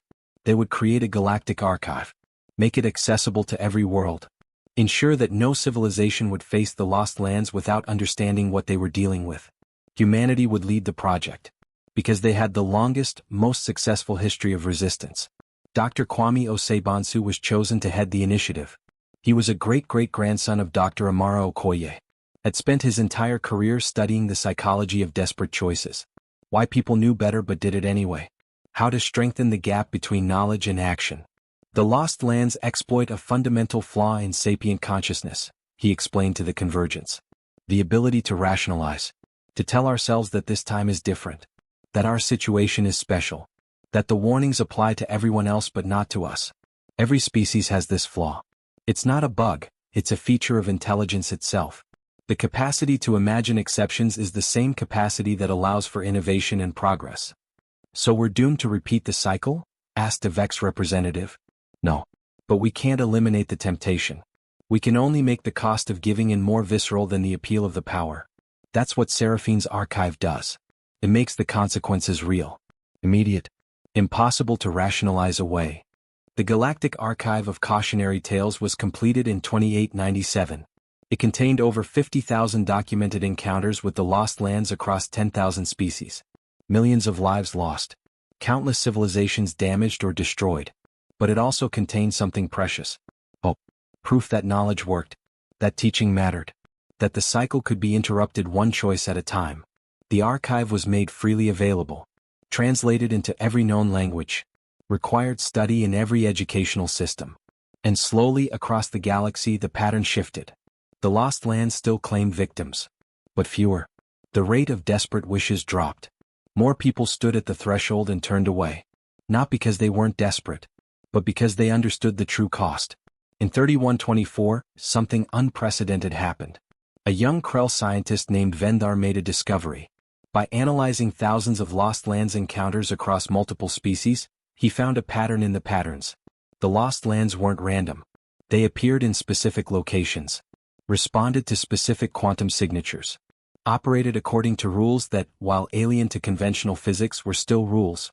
I think I know what they are, Vendar announced at a symposium. They're not magical in the way we've been thinking. They're technological. Ancient beyond measure. Left behind by a precursor civilization. Self-perpetuating systems designed to test developing species. The room erupted in debate. Test them for what? Someone demanded. Wisdom. Self-control. The ability to recognize dangerous power and choose not to use it. Think about it. The Lost Lands never force anyone to make a wish. Never compel anyone to cross the threshold. They simply offer. The choice is always up to the individual. What happens if a species fails the test? We've seen it. Thousands of times across the archive. The species creates monsters. Suffers consequences. Either learns and survives or doesn't and collapses. It's artificial selection at a civilizational scale. And if a species passes? Vendar hesitated. I don't know. No species has completely passed. Not yet. Humanity has come closest with their resistance culture. But even they still lose people to the Lost Lands. True passage would require an entire civilization to collectively reject the temptation. Not just for one generation but permanently. To build rejection into their cultural DNA so deeply that even in the deepest desperation, no member would consider crossing the threshold. The symposium attendees sat in stunned silence. They were being tested. Had been for millennia. By systems so advanced they seemed like magic. Systems that judged species not on their technology or military might or artistic achievement, but on a single criterion. Could they resist power they weren't ready for? The revelation changed everything. What had been seen as individual moral failings was now understood as a species-level challenge.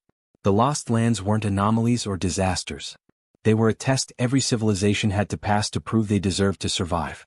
And suddenly, Seraphine's manuscript took on new significance. She hadn't just documented how to kill a monster.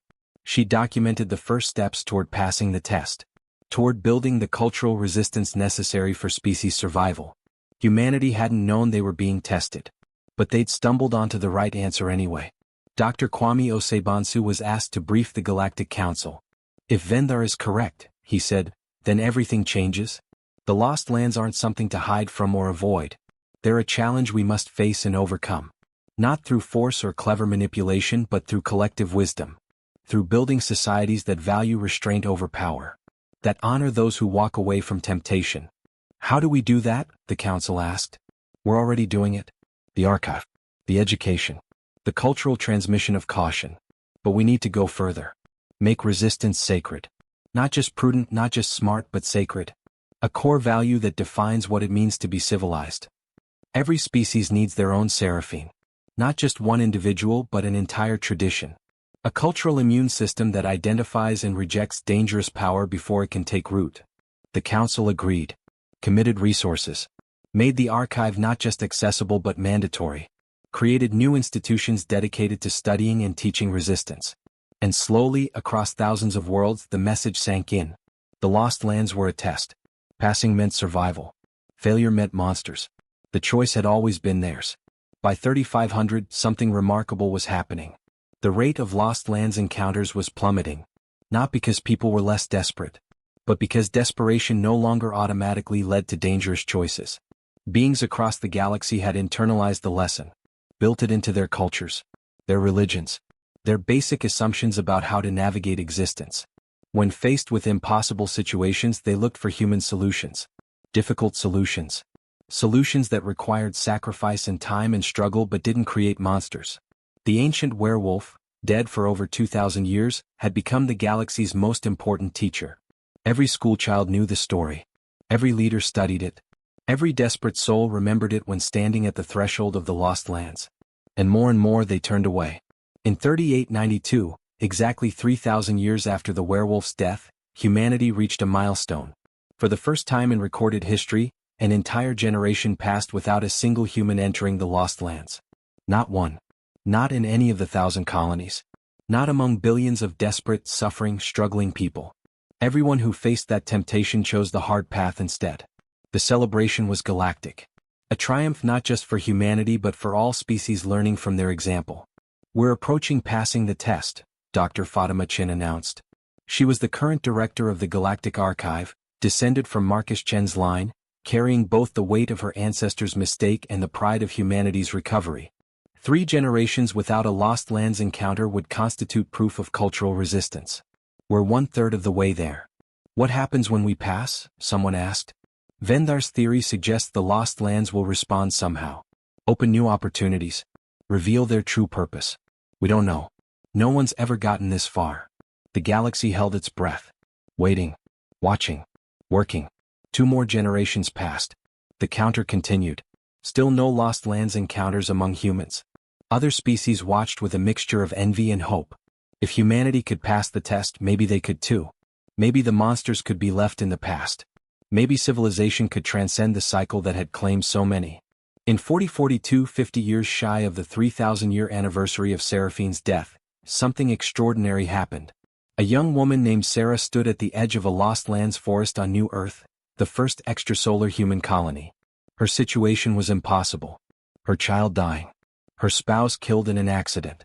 Her life collapsing. Every reason to be desperate. Every justification for considering the unthinkable. She'd read the archive. Knew the warnings. Understood the test. But she was human. And humans hurt. And in that hurt, the old temptation whispered. Just this once. Your situation is different. The child is innocent. Surely that matters. Sarah took 1 step toward the forest. Every alarm in human space activated. The cultural immune system responding to the threat. Counselors. Friends. Community members. Reaching out. Offering support. Not with judgment but with compassion. We know it's hard, they told her. We know it seems impossible. But you're not alone. Let us help. The human way. The hard way. The way that doesn't create monsters. Sarah stood paralyzed. Torn between desperation and wisdom. Then she thought about Seraphine. About the sorcerer who'd walked away from power when she could have claimed it. who'd spent her life ensuring others could make that same choice. Sarah thought about Elara. About a queen who'd wanted only love and created 3 centuries of horror. She thought about Aldric, trapped inside a monster. Where? Suffering. Unable to die. She thought about her child.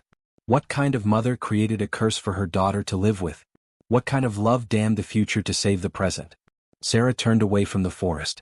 She returned to the hospital. Let her child die in her arms. Grieved. Suffered. Endured the unbearable without magical shortcuts. And in doing so, she maintained humanity's perfect record. 3 generations without a Lost Lands encounter. The test was passed. That night, every Lost Lands forest in human space began to glow. Not threateningly. Not ominously. But with soft, golden light. Beautiful. Peaceful. Then they began to fade. Over the course of a month, the Lost Lands forest disappeared from every human world. The cottages vanished. The witches departed. The temptation lifted. Humanity had passed the test. And their reward was simple. They no longer needed to be tested. The Lost Lands had judged them ready. Mature enough.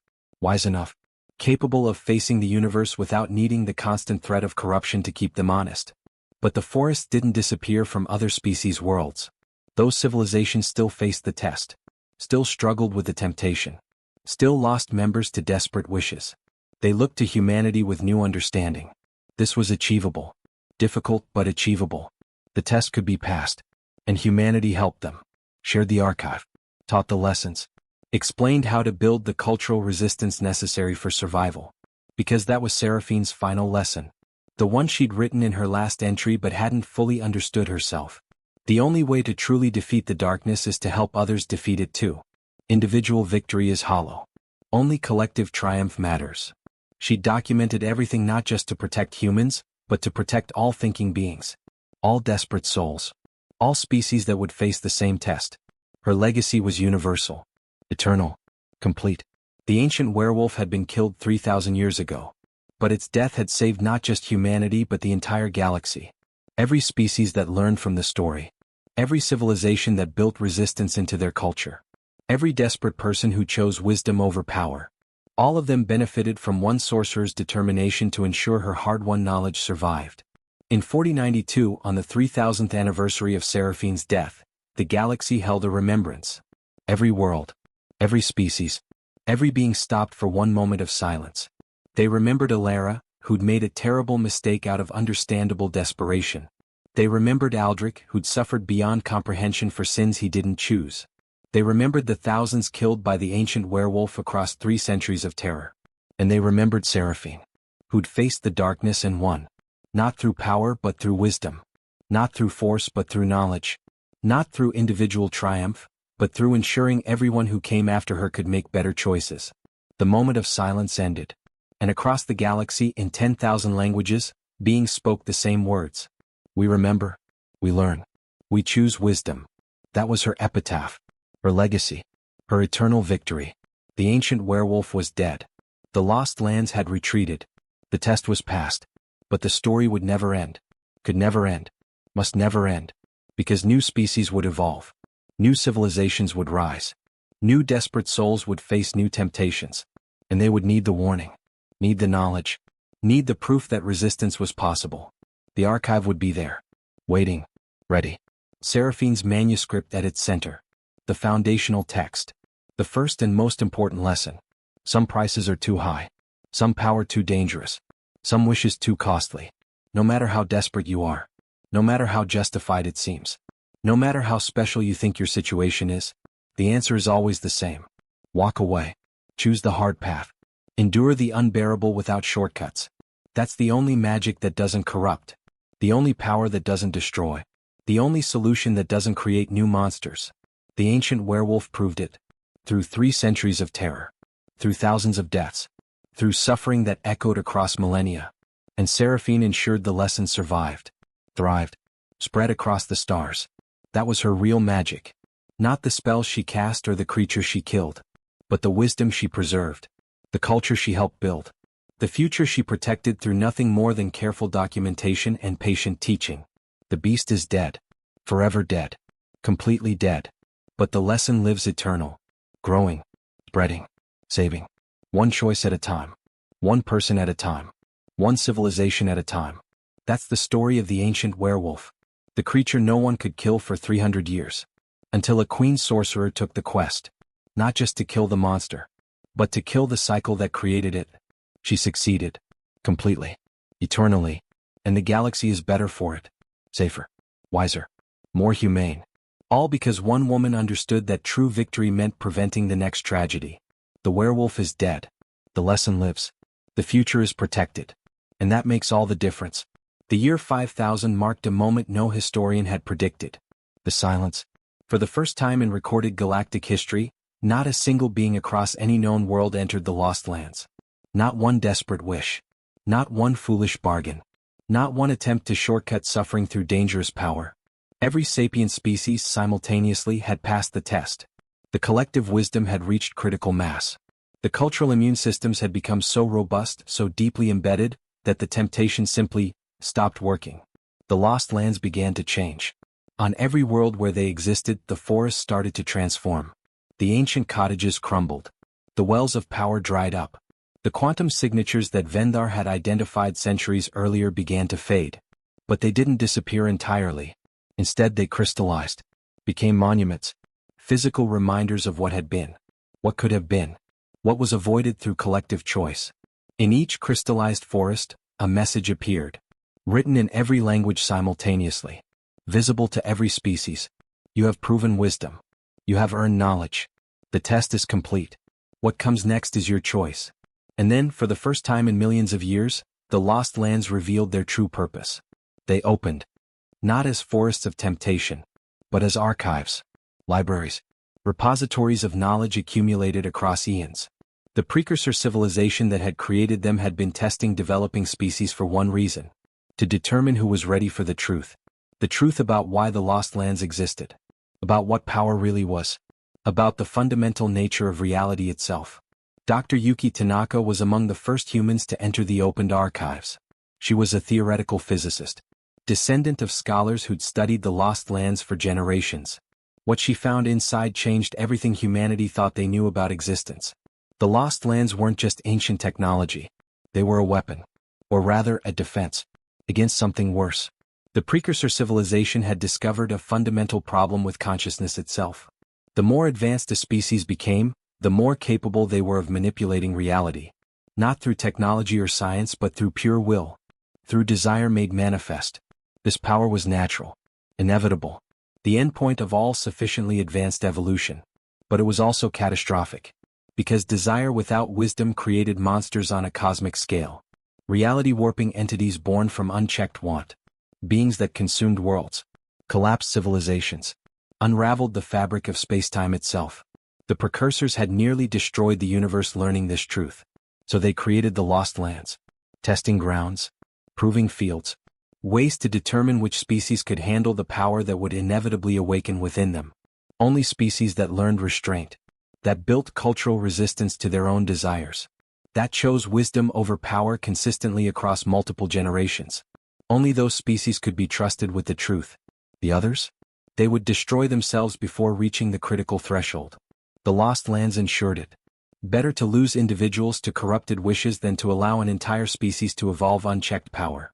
We're approaching that threshold now, Dr. Tanaka reported to the Galactic Council.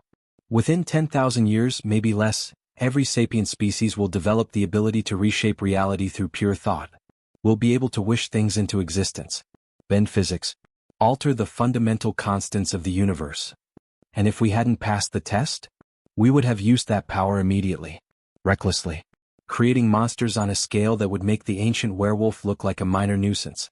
We would have destroyed ourselves and taken half the galaxy with us. The council sat in stunned silence. But we passed, Dr. Tanaka continued. We learned restraint.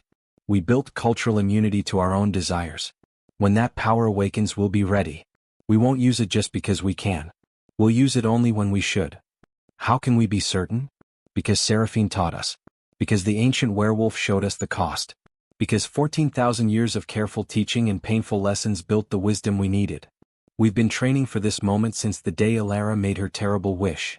The revelation spread across the galaxy. Everything, all the suffering, all the monsters, all the desperate choices and terrible consequences, had been preparation for something greater. Not punishment, not random tragedy, but training. Species-level education for a future where every being would wield godlike power. The Lost Lands had been ensuring that only species wise enough to handle that power would survive to receive it. And now the training was complete. But the awakening was still millennia away. Time enough to prepare. To strengthen the cultural wisdom. To ensure that when the power came, it would be met with appropriate restraint. In 5847, the first human spontaneously manifested reality warping abilities. Her name was Maya Reeves. She was 6 years old. She was dying of a degenerative disease. And in a moment of desperation, she wished herself healthy. It worked. The disease vanished. Completely. As if it had never existed. Maya's parents were terrified. Took her to specialists. Had her tested. Confirmed what the ancient prophecies had predicted. The threshold had been reached. The natural evolution of consciousness had produced its inevitable endpoint. Maya could reshape reality through pure desire. And she was a child. Impulsive. Emotional. Barely beginning to develop judgment or wisdom. In the old days before the Lost Lands test, this would have been catastrophic. Maya would have wished for toys. For ice cream. For her parents to never argue.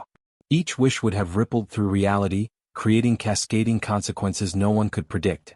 She would have become a monster. Not through malice. Through childish innocence combined with cosmic power. But Maya had been raised in a culture shaped by Seraphine's legacy. She'd learned about the ancient werewolf in kindergarten. Knew the stories of wishes granted and prices paid. Understood, as much as a 6-year-old could understand, that wanting something didn't mean she should have it. When she realized what she'd done, curing herself through pure will, her first words were significant. "I shouldn't have done that, should I?" Her parents held her. Explained that the power was natural. Not evil. Not wrong. But dangerous. Like fire. Like electricity. Like any force that required wisdom to wield safely. "You'll learn to control it," they promised. "But until then you need to be very, very careful what you wish for." Maya nodded solemnly. Like Queen Elara. Yes. Exactly like Queen Elara. Over the next century, more humans manifested the ability. Then members of other species. The power was spreading. Awakening across the galaxy as consciousness reached its evolutionary apex. But because of the Lost Lands training, because of millennia of cultural preparation, the awakening was controlled. Managed. Every being who manifested the power was immediately enrolled in training programs. Taught restraint. Shown the consequences of careless wishes through immersive historical simulations. They experienced Elara's loneliness. Aldric's transformation. The 3 centuries of terror. The thousands of deaths. The infinite ripples of one desperate choice. And they learned. Internalized. Understood at a cellular level that power required wisdom. By 6000, approximately 10% of the galactic population possessed reality warping abilities. And the universe was more stable than ever. Because no one used their power casually. No one wished for trivial things. No one bent reality without carefully considering the consequences. The culture of restraint held. The lessons endured. The wisdom transmitted across generations proved sufficient. Dr. Amara Osei was interviewed on the 1000th anniversary of the Awakening's beginning. She was descended from both Dr. Kwame Osei-Bonsu and Dr. Amara Okoye. Carried their legacy of studying and teaching resistance. "My ancestors couldn't have imagined this," she said. That their work documenting ancient tragedies would become the foundation for managing cosmic power. But that's exactly what happened. Seraphine's manuscript isn't just history. It's a user manual for godhood. A guide to wielding ultimate power without destroying yourself or everyone around you. Do you think we'll ever forget the lessons? Dr. Amara hesitated. That's the eternal question, isn't it? Cultural memory fades. Wisdom gets lost. New generations always think they're different. Special. Exempt from the patterns that claimed their ancestors. But, the interviewer prompted. But we've built something unprecedented. The Lost Lands forced us to embed caution so deeply into our culture that it's become instinctive. Like breathing. We don't consciously think about not using our power recklessly. We just don't. The wisdom has become biological. Evolutionary. Part of what we are rather than just what we know. So we're safe. Nothing is ever completely safe. But we're as safe as any species wielding godlike power can be. And that's because of one werewolf. One desperate queen. One suffering king. And one sorcerer who understood that documentation was the most powerful magic of all. In 7500, The galactic population was 70% reality warpers. The remaining 30% would manifest the ability within a few generations. The awakening was nearly complete. And yet, the universe remained stable. No reality warping catastrophes. No cascading collapses. No monsters born from unchecked desire. The Lost Lands test had worked. Perfectly. Completely. But something new was emerging. The reality warpers were beginning to understand something profound about their abilities. Something the precursors had known but never revealed in the opened archives. The power wasn't just about reshaping physical reality. It was about reshaping consciousness itself. About evolution. About deliberately choosing what humanity, and every other species, would become. They could wish themselves into new forms. New capabilities. New ways of existing. They could transcend biology. Transcend individuality. Transcend everything that had defined sapient life since the first consciousness emerged from primordial soup. They could become gods. True gods. Beings of pure will existing outside conventional spacetime. The temptation was immense. Ultimate. The final test. And once again the ancient werewolf's lesson proved relevant. Because transcendence was just another wish. Another shortcut. Another way of saying, I want to escape the limitations of existence. And every wish came with a price. The beings who transcended immediately, who rushed into godhood without preparation, discovered this truth the hard way. They lost their humanity. Their connection to the physical universe. Their ability to relate to anything or anyone they'd once loved. They became isolated. Incomprehensible. Existing in dimensions where concepts like meaning or purpose ceased to function. They'd wished themselves into a prison of their own making. An eternity of existence without context. Without growth. Without anything that made existence worth having. They'd become immortal. Omnipotent. Eternal. And utterly, completely alone. Word of these failures spread quickly. The cautionary tales were added to the archive. New warnings for new dangers. Transcendence isn't escape, the warnings read. It's just another form of corruption. Another way that unchecked desire destroys what we're trying to save. True growth is slow. Gradual. Earned through experience and choice and struggle. Shortcuts lead to monsters. Even when the monster looks like a god. The rush to transcendence stopped. The reality warpers chose a different path. Slow evolution. Deliberate change. Growth measured in millennia rather than moments. They would become more than they were. But gradually. Thoughtfully. While maintaining connection to the physical universe and the beings who still inhabited it. They would become gods eventually. But wise gods. Patient gods. Gods who remembered being mortal and carried that memory forward into eternity. Because that's what Seraphine had taught them. That power without context was just destruction wearing a different face. In 10,000, the species of the galaxy faced a choice. They had achieved everything the precursors had. Mastered reality warping. Learned restraint. Built civilizations stable enough to wield cosmic power without destroying themselves. They could stay as they were. Continue existing in the physical universe. Evolving slowly. Experiencing existence as biological beings had for billions of years. Or they could take the next step. Begin the long, careful process of transcendence. Become something new. Something unprecedented. But not alone. Together. As a collective. All species. All beings. Moving forward as one. Because that was another lesson Seraphine had taught. That individual triumph was hollow. That only collective victory mattered. The vote was held across 10,000 worlds. Every sapient being was given a choice. Stay or evolve. Physical or transcendent. Mortal or eternal. The result surprised no one. 98% chose evolution. But slow evolution. Guided by wisdom. Bounded by the lessons learned from 14,000 years of carefully preserved warnings. They would become gods. But it would take 1,000,000 years. And every step would be deliberate. Conscious. Chosen rather than wished into being. The ancient werewolf had been dead for 8,000 years. But its influence shaped the future of every species in the galaxy. Because one queen's desperate wish. One king's terrible curse. One sorcerer's careful documentation. Had created a chain of wisdom that now guided the evolution of consciousness itself. Dr. Kira Vesquezo Sedanaka stood in the crystallized Lost Lands forest on Old Earth. She was the latest in a line of scholars dedicated to maintaining the archive. Descended from Seraphine's intellectual heirs. Carrying the responsibility of ensuring the warnings survived. She placed her hand on the central monument. The place where Morwena's cottage had once stood. Where desperate people had once made terrible bargains. Thank you, she whispered.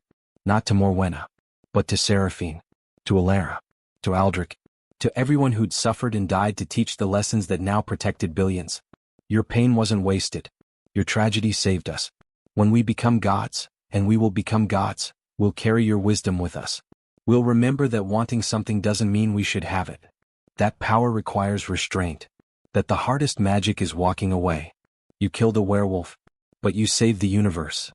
The monument pulsed softly, as if acknowledging her words. And across the galaxy, on 10,000 worlds, beings preparing for their million-year evolution paused. They accessed the archive, read Seraphine's manuscript, reviewed the warnings, reminded themselves why they were taking this path slowly rather than rushing into transcendence. Because the ancient werewolf taught them. Because Elara showed them. Because Aldric suffered for them. Because Seraphine documented for them. The lesson was eternal. The wisdom permanent. The protection complete. Some prices are too high. Some wishes too dangerous. Some power too corrupting. Even godhood. Especially godhood. The answer was always the same. Always would be. Walk away from shortcuts. Choose the difficult path. Earn growth through struggle rather than wishing it into existence. That was the final legacy. The ultimate triumph. The ending that truly mattered. The ancient werewolf was killed 8,000 years ago by a queen sorcerer who understood that documentation was more powerful than any spell. She'd fought not just to defeat one monster, but to prevent all future monsters. Not just to save her generation, but to protect every generation that would follow. She'd succeeded beyond her wildest imagination. The galaxy was becoming divine. But wisely, slowly, carefully. All because one woman had taken the time to write down what she'd learned. That was real magic. Eternal magic. Magic that would endure until the last star burned out and beyond. The werewolf is dead. The lesson lives. The future shines bright. And somewhere in the crystallized forests where desperate wishes once corrupted everything they touched, the monuments stand eternal. Reminding all who would be gods that wisdom matters more than power. That restraint beats desire. That walking away is the hardest and most important magic of all. The ancient werewolf's howl has faded into silence. But its lesson echoes through eternity. And that makes all the difference. The million-year evolution began. It was called the Great Ascension. Not a sudden transformation but a gradual metamorphosis. Species choosing, day by day, generation by generation, to become something more while never forgetting what they'd been. The first century saw minimal change. Beings practiced restraint, tested their abilities carefully, documented every step as Seraphine had taught them. They wished for small things. Healing minor ailments, extending lifespans slightly, enhancing memory or perception by incremental degrees. Each wish was reviewed by councils of elders, analyzed for unintended consequences, approved only after exhaustive consideration. It was painfully slow, frustratingly cautious. Many younger beings chafed at the restrictions. We have ultimate power, they argued. Why crawl when we could fly? Why take millennia when we could ascend in moments? The elders always responded the same way. They brought up the archive, showed the simulations, made the impatient experience what happened when power outpaced wisdom. One young human named David refused the lesson. He was brilliant, talented, 23 years old and absolutely certain the old warnings didn't apply to him. He wished himself into a higher dimensional state, transcended physical form in an instant. For 3 seconds he existed as pure consciousness, omniscient, omnipresent, experiencing all of reality simultaneously. Then he began to scream. The totality of existence was too much. Every thought, every pain, every joy, every death, every birth, all of it flooding his consciousness at once. He couldn't filter it, couldn't process it, couldn't maintain coherent thought in the face of infinite information. He lasted 17 seconds before fragmenting completely. His consciousness shattered into billions of pieces, each piece aware, each piece suffering, each piece unable to die or reunite. The reality warpers worked for 3 months to reassemble him, to carefully, painfully reconstruct his mind from the scattered fragments. When David finally returned to coherent awareness, he wept for a week. I was everyone, he whispered. Everyone who'd ever lived, ever suffered, ever died. All at once. I felt Aldric's 3 centuries of torture. Felt every person the werewolf killed. Felt Elara's loneliness and Seraphine's exhaustion and the pain of billions across history. Simultaneously. Without the ability to look away or forget or stop experiencing it. Now imagine, his counselor said gently, if you'd stayed in that state. If you couldn't be reassembled. That's what rushed transcendence creates. Eternal existence as fragmented awareness experiencing all suffering simultaneously. Forever. David became the most vocal advocate for slow evolution afterward. His testimony was added to the archive. Another warning. Another proof that shortcuts led to horror. The Great Ascension continued. Carefully. Painfully. Slowly. By year 500, the average being could manipulate matter at the molecular level. Could heal most injuries. Could extend lifespan to several thousand years. By year 1000, telepathy was universal. Not forced. Not invasive. But voluntary mind-to-mind communication when desired. By year 2000, the physical form became optional. Beings could exist as energy or matter depending on preference. Could inhabit biological bodies or crystalline structures or pure light. Each advancement was tested, documented, analyzed for unintended consequences. And always the archive was consulted. The Ancient Werewolf's lesson remembered. The caution maintained. In year 3847 of the Great Ascension, something unexpected happened. A message arrived from outside known space. From a region of the universe that had never been explored. Never even detected. The message was simple. 3 words repeated endlessly. We warned you. The galactic civilization froze. Traced the signal.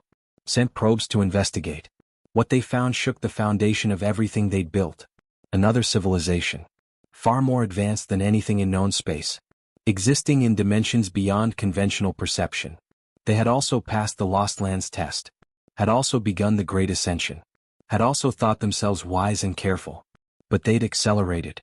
Grown impatient. Decided that once they'd passed the initial test, the rest of the warnings didn't apply to them. They'd ascended in 10,000 years instead of 1,000,000. And they'd discovered the truth too late. Beyond reality warping. Beyond transcendence. Beyond even godhood. There was another threshold. The final integration. The point where individual consciousness dissolved completely into a collective overmind. Where separation ceased. Where all beings became one. It sounded beautiful. Philosophical texts across the galaxy had speculated about it for millennia. The ultimate unity. The end of loneliness. The perfect communion.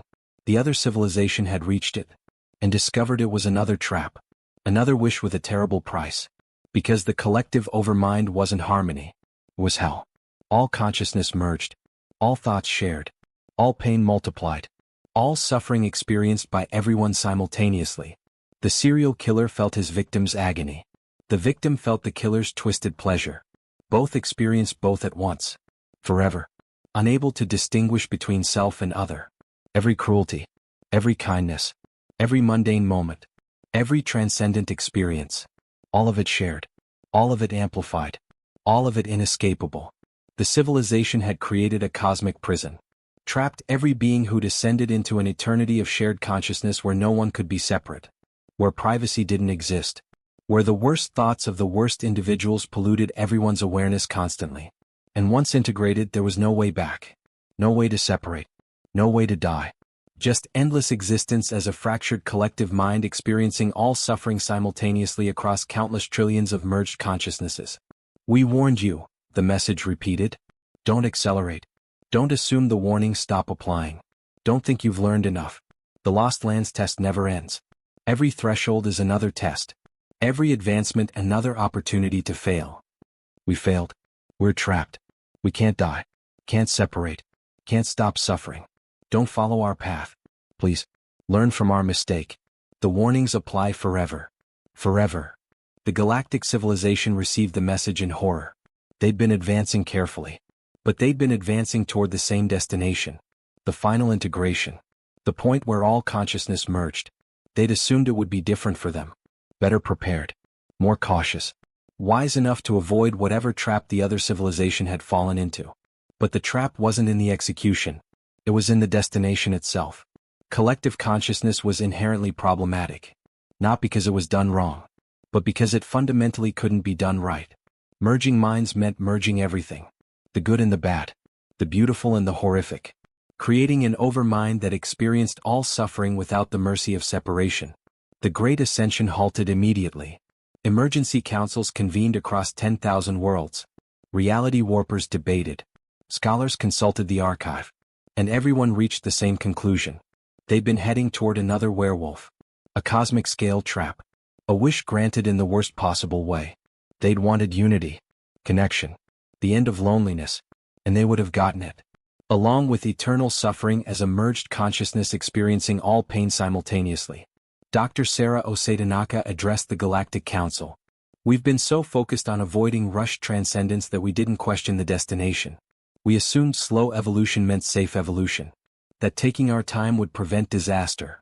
But the other civilization took their time too. Just less time than we planned. And they still ended up trapped. Because the final destination itself is corrupted.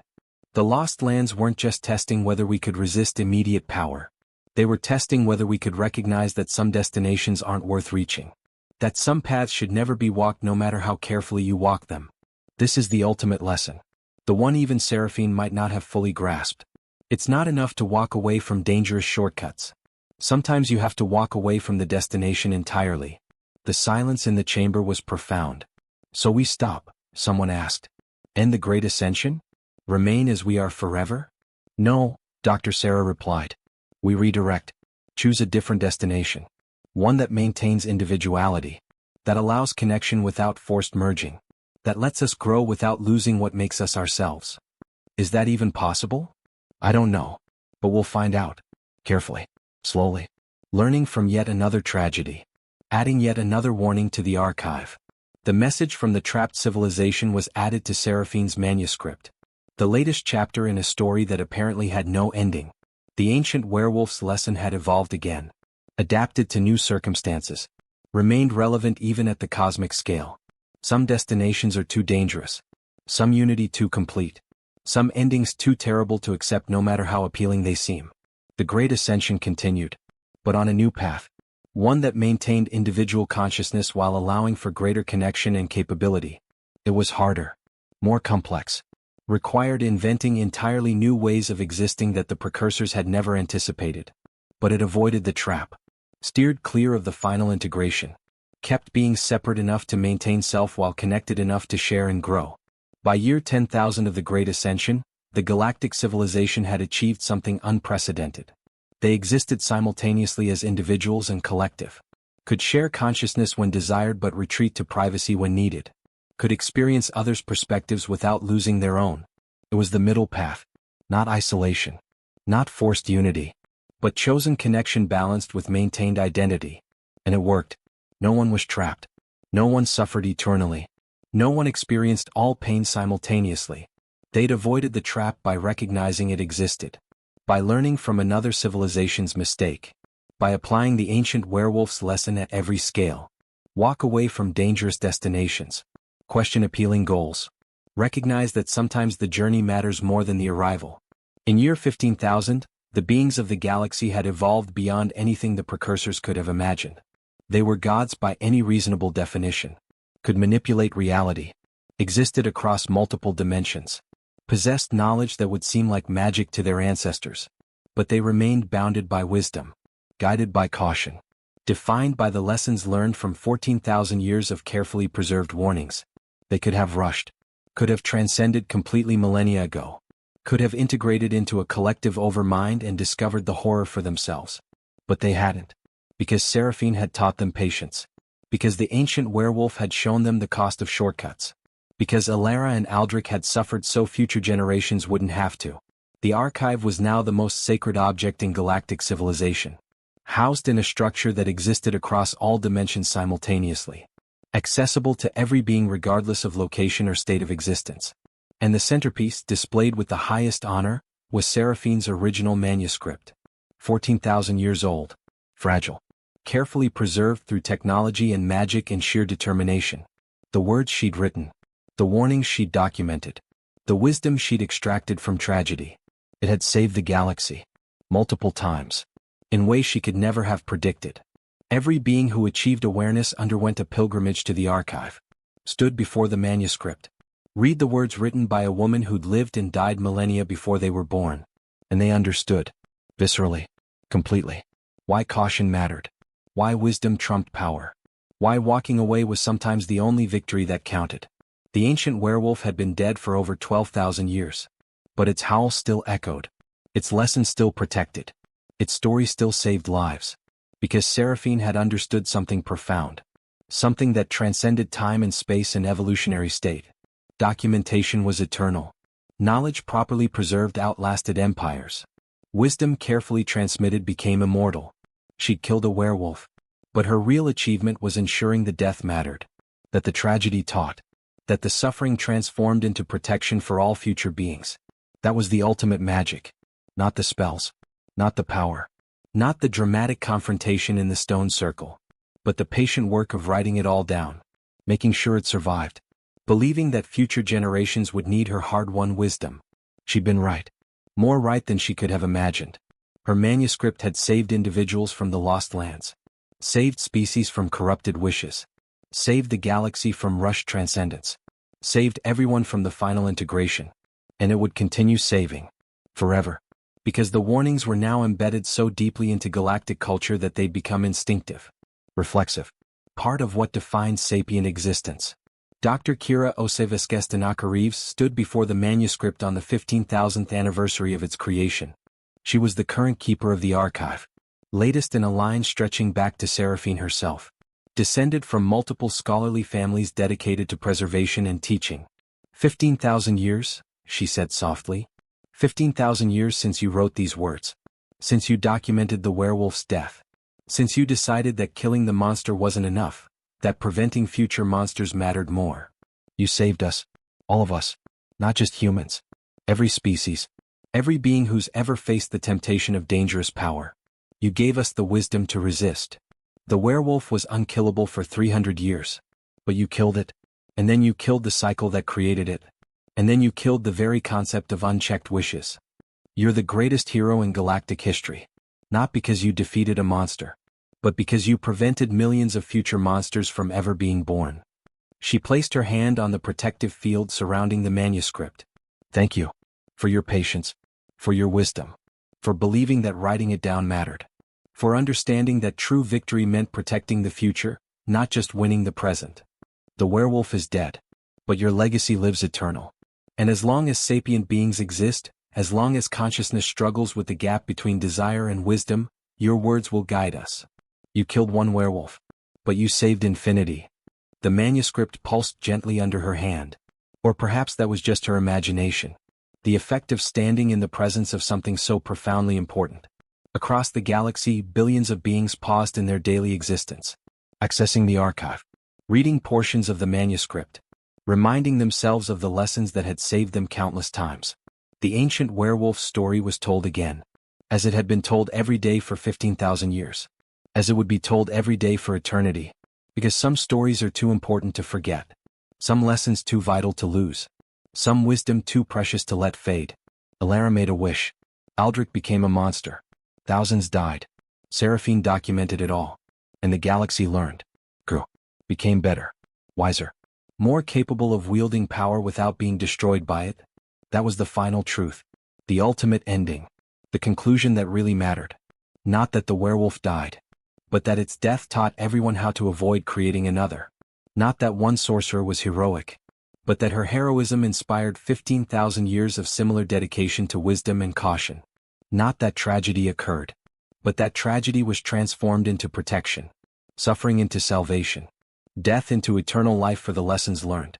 The ancient werewolf was unkillable for 300 years. Until a queen sorcerer took the quest. She killed the beast. Documented the truth. Preserved the wisdom. And in doing so, she saved not just her kingdom, not just her species, not just her galaxy, but the very concept of sapient existence itself. She ensured that consciousness could evolve toward godhood without destroying itself in the process. She proved that wisdom could triumph over power. She showed that documentation was the most powerful magic of all. The werewolf is dead. The lesson lives. The future shines eternal. And somewhere in the cosmic archive, in a manuscript carefully preserved for 15,000 years, Seraphine's words continue their work. Teaching. Warning. Protecting. One reader at a time. One choice at a time. One avoided tragedy at a time. Forever. That's the story of the ancient werewolf. The creature no one could kill for 300 years. Until a queen sorcerer took the quest and changed the future of consciousness itself. She succeeded beyond imagination.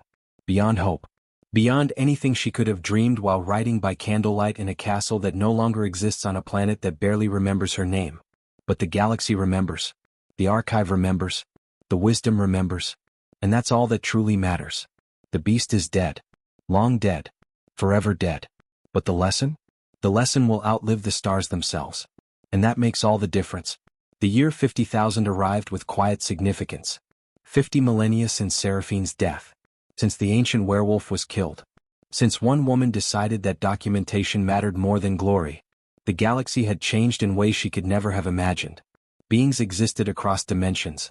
Consciousness had evolved beyond biological constraints. Reality itself had been reshaped by collective wisdom rather than individual desire. And through it all, the manuscript endured. But something was different now. Something fundamental was shifting. The last of the original Lost Lands forests were finally fading completely. Not just crystallizing. Not just transforming. But disappearing. Returning to normal space. Releasing their hold on reality. The test was truly finally over. Every species had passed. Every civilization had learned. The collective wisdom had reached a point where the temptation of corrupted wishes simply no longer worked. Beings could still want desperately. Could still suffer. Could still face impossible situations. But they didn't turn to dangerous shortcuts. Not anymore. The cultural immunity was complete. Perfect. Permanent. The precursors' experiment had succeeded beyond even their design. On the final day, as the last Lost Lands forest prepared to dissolve, something emerged from its center. Not a witch. Not a warning. But a message. From the precursors themselves. Hidden until this exact moment. Waiting for the day when it would finally be needed. The message appeared simultaneously in every consciousness across the galaxy. You have passed. Completely. Eternally. You have proven that consciousness can evolve without destroying itself. That power can be wielded with wisdom. That desire can be tempered by understanding. We are the architects. We seeded the Lost Lands across 1 billion worlds. Tested 10,000 species. Watched civilizations rise and fall. Documented which paths led to survival and which to extinction. Only 3 species before yours achieved what you have achieved. Built the cultural resistance. Maintained it across deep time. Reached this threshold. They are waiting to meet you. To welcome you into the community of ascended civilizations. Species who have proven themselves worthy of shaping reality itself. But first, you must understand what you have truly accomplished. And who made it possible. The collective consciousness of the galaxy was pulled into a shared vision. A memory. Not their own. But the precursors. From millions of years ago. They saw the architect civilization at its peak. Masters of reality. Gods in every sense. Capable of reshaping existence with a thought. They saw the moment of catastrophe. When unchecked desire finally overwhelmed wisdom.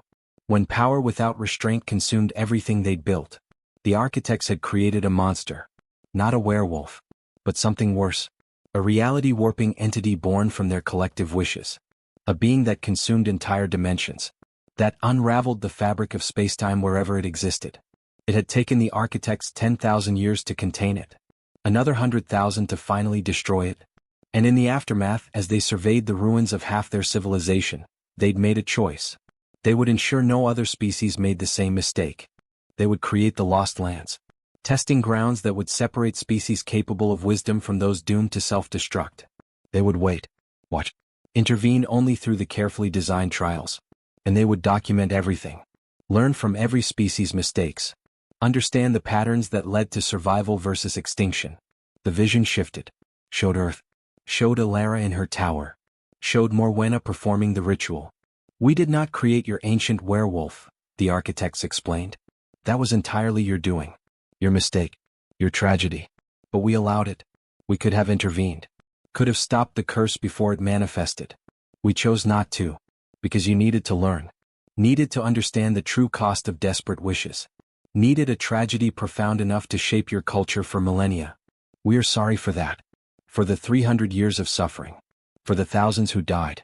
For Aldric's torture and Elara's guilt. For all of it. But we are also grateful.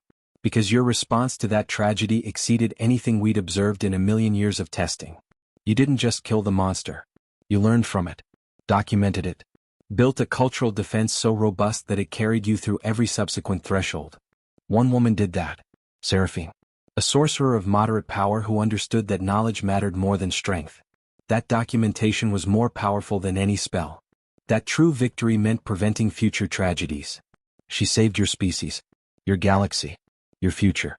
Through nothing more than careful writing and absolute dedication to ensuring others could learn from her hard-won wisdom. That is why you succeeded where so many failed. That is why you stand at this threshold. That is why we welcome you now into the community of ascended civilizations. Because of her. Because of what she chose to do in the aftermath of killing a monster.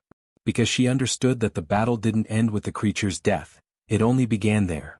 The vision released them. The galaxy's consciousness returned to individual awareness. And every being understood. Completely. Profoundly. Everything they'd become. Everything they'd achieved. Everything they'd avoided. All of it traced back to one woman who'd taken the time to write down what she'd learned. Seraphine hadn't just killed a werewolf. She'd saved the galaxy. Not through power. Not through heroism in the traditional sense. But through patient documentation and absolute faith that future generations would need her wisdom. She'd been right. More right than anyone in galactic history. Dr. Elena Oseveskestanakarievshin stood in the archive one final time. She was the last keeper. The position would no longer be necessary. The wisdom was now so deeply embedded that it required no special protection. No dedicated guardians. It simply was. Part of existence itself. She looked at Seraphine's manuscript. 50,000 years old. The most important document in galactic history. The foundation upon which an entire civilization had been built. It's time, she said softly. Time to let you rest. She initiated the final protocol. The one planned for this exact moment. The manuscript was digitized one last time. Every molecule. Every atom. Every quantum state. Preserved perfectly in a format that would outlast the heat death of the universe. Then the original was allowed to finally crumble. After 50 millennia of preservation, the physical document dissolved. Returned to dust. Released from the burden of existing when its purpose was complete. But the words remained. The wisdom endured. The lesson lived eternal. Copied into billions of formats. Embedded in every educational system. Written into the fundamental code that governed consciousness itself. Seraphine's manuscript was no longer a document. It was the foundation of reality. The bedrock upon which sapient existence stood. Her words would survive literally forever. Outlasting stars. Outlasting galaxies. Outlasting time itself. Because they'd been deemed essential. Necessary. Too important to ever lose. The archive began to transform. No longer a storage facility, but a living memorial. A place where beings could experience the full history. Walk through simulations of every moment. Understand viscerally what had been risked and what had been saved. Millions visited. Experienced Elara's loneliness. Felt Aldric's transformation. Endured the 3 centuries of terror. Witnessed Seraphine's patient work. And they emerged changed. Understanding. Grateful. 1 month after the manuscript's dissolution, a ceremony was held. Species from across the galaxy gathered. Including representatives from the 3 other civilizations that had passed the architect's test. They stood together in what had been the stone circle. Where Aldric had been cursed and freed. Where the ancient werewolf had finally died. Where everything had changed. We gathered to honor Seraphine. The gathered beings spoke in unison. Their voices harmonizing across dimensions. Who killed a werewolf and saved reality itself. Who understood that documentation was the ultimate magic. Who chose wisdom over glory and changed the course of history. She lived 50,000 years ago. Died in relative obscurity. Never knew the full impact of her choices. Never understood that her simple act of writing things down would echo across eternity. But we know. We understand. We carry her legacy forward into whatever future awaits us. The ancient werewolf was unkillable for 300 years. Until she took the quest. And in killing it she taught us how to kill all monsters. Not through power. But through wisdom. Through careful teaching. Through absolute dedication to ensuring others wouldn't repeat the mistakes that created the beast. She saved us. All of us. Every being who exists. Every consciousness that will ever exist. She gave us the one thing that mattered more than anything else. The ability to resist our own desires when those desires would destroy us. For that, we are eternally grateful. For that, we will never forget. For that, we declare this the most sacred ground in known reality. The place where one woman changed everything. The ceremony concluded. The beings departed. But the stone circle remained. Transformed now into a monument that existed across all dimensions simultaneously. Visible from anywhere. accessible to anyone who needed to remember the lesson. And carved into the central stone, in every language that had ever existed or ever would exist, were Seraphine's own words. From the final page of her manuscript. The hardest magic is walking away. But it is also the only magic that never corrupts. The only power that never destroys. The only victory that truly matters. May all who come after me remember this truth. May they choose wisdom over desire. May they understand that some prices are too high to pay, no matter how desperate the need. And may they know that in resisting the temptation of easy power, they achieve the greatest triumph possible. They protect the future from the past's mistakes. Those words would stand forever. A lighthouse warning against the rocks of dangerous desire. A reminder that would outlast civilizations. The ancient werewolf story was complete now. Fully told.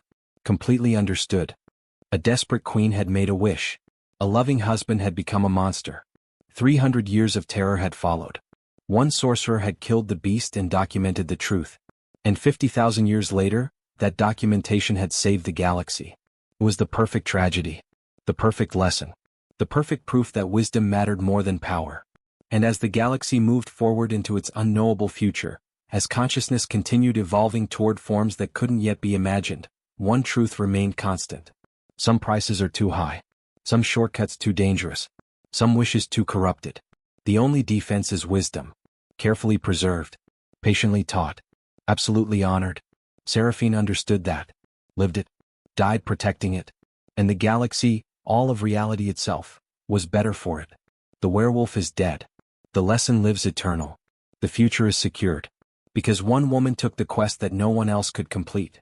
Not the quest to kill the beast, but the quest to ensure its death mattered. To transform tragedy into protection.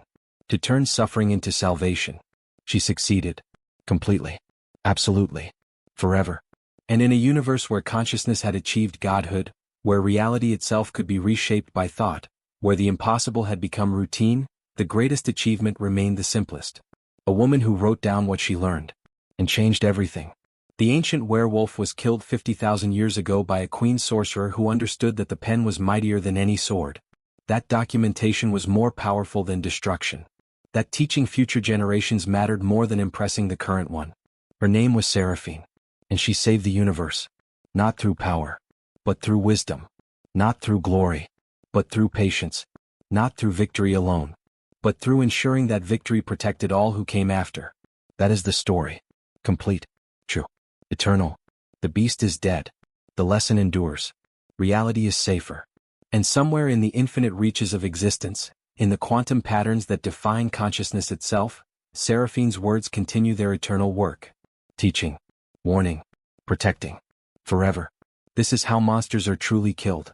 Not by destroying them once, but by ensuring they can never be created again. Seraphine understood that truth. And the universe will remember her for it. Always. The end.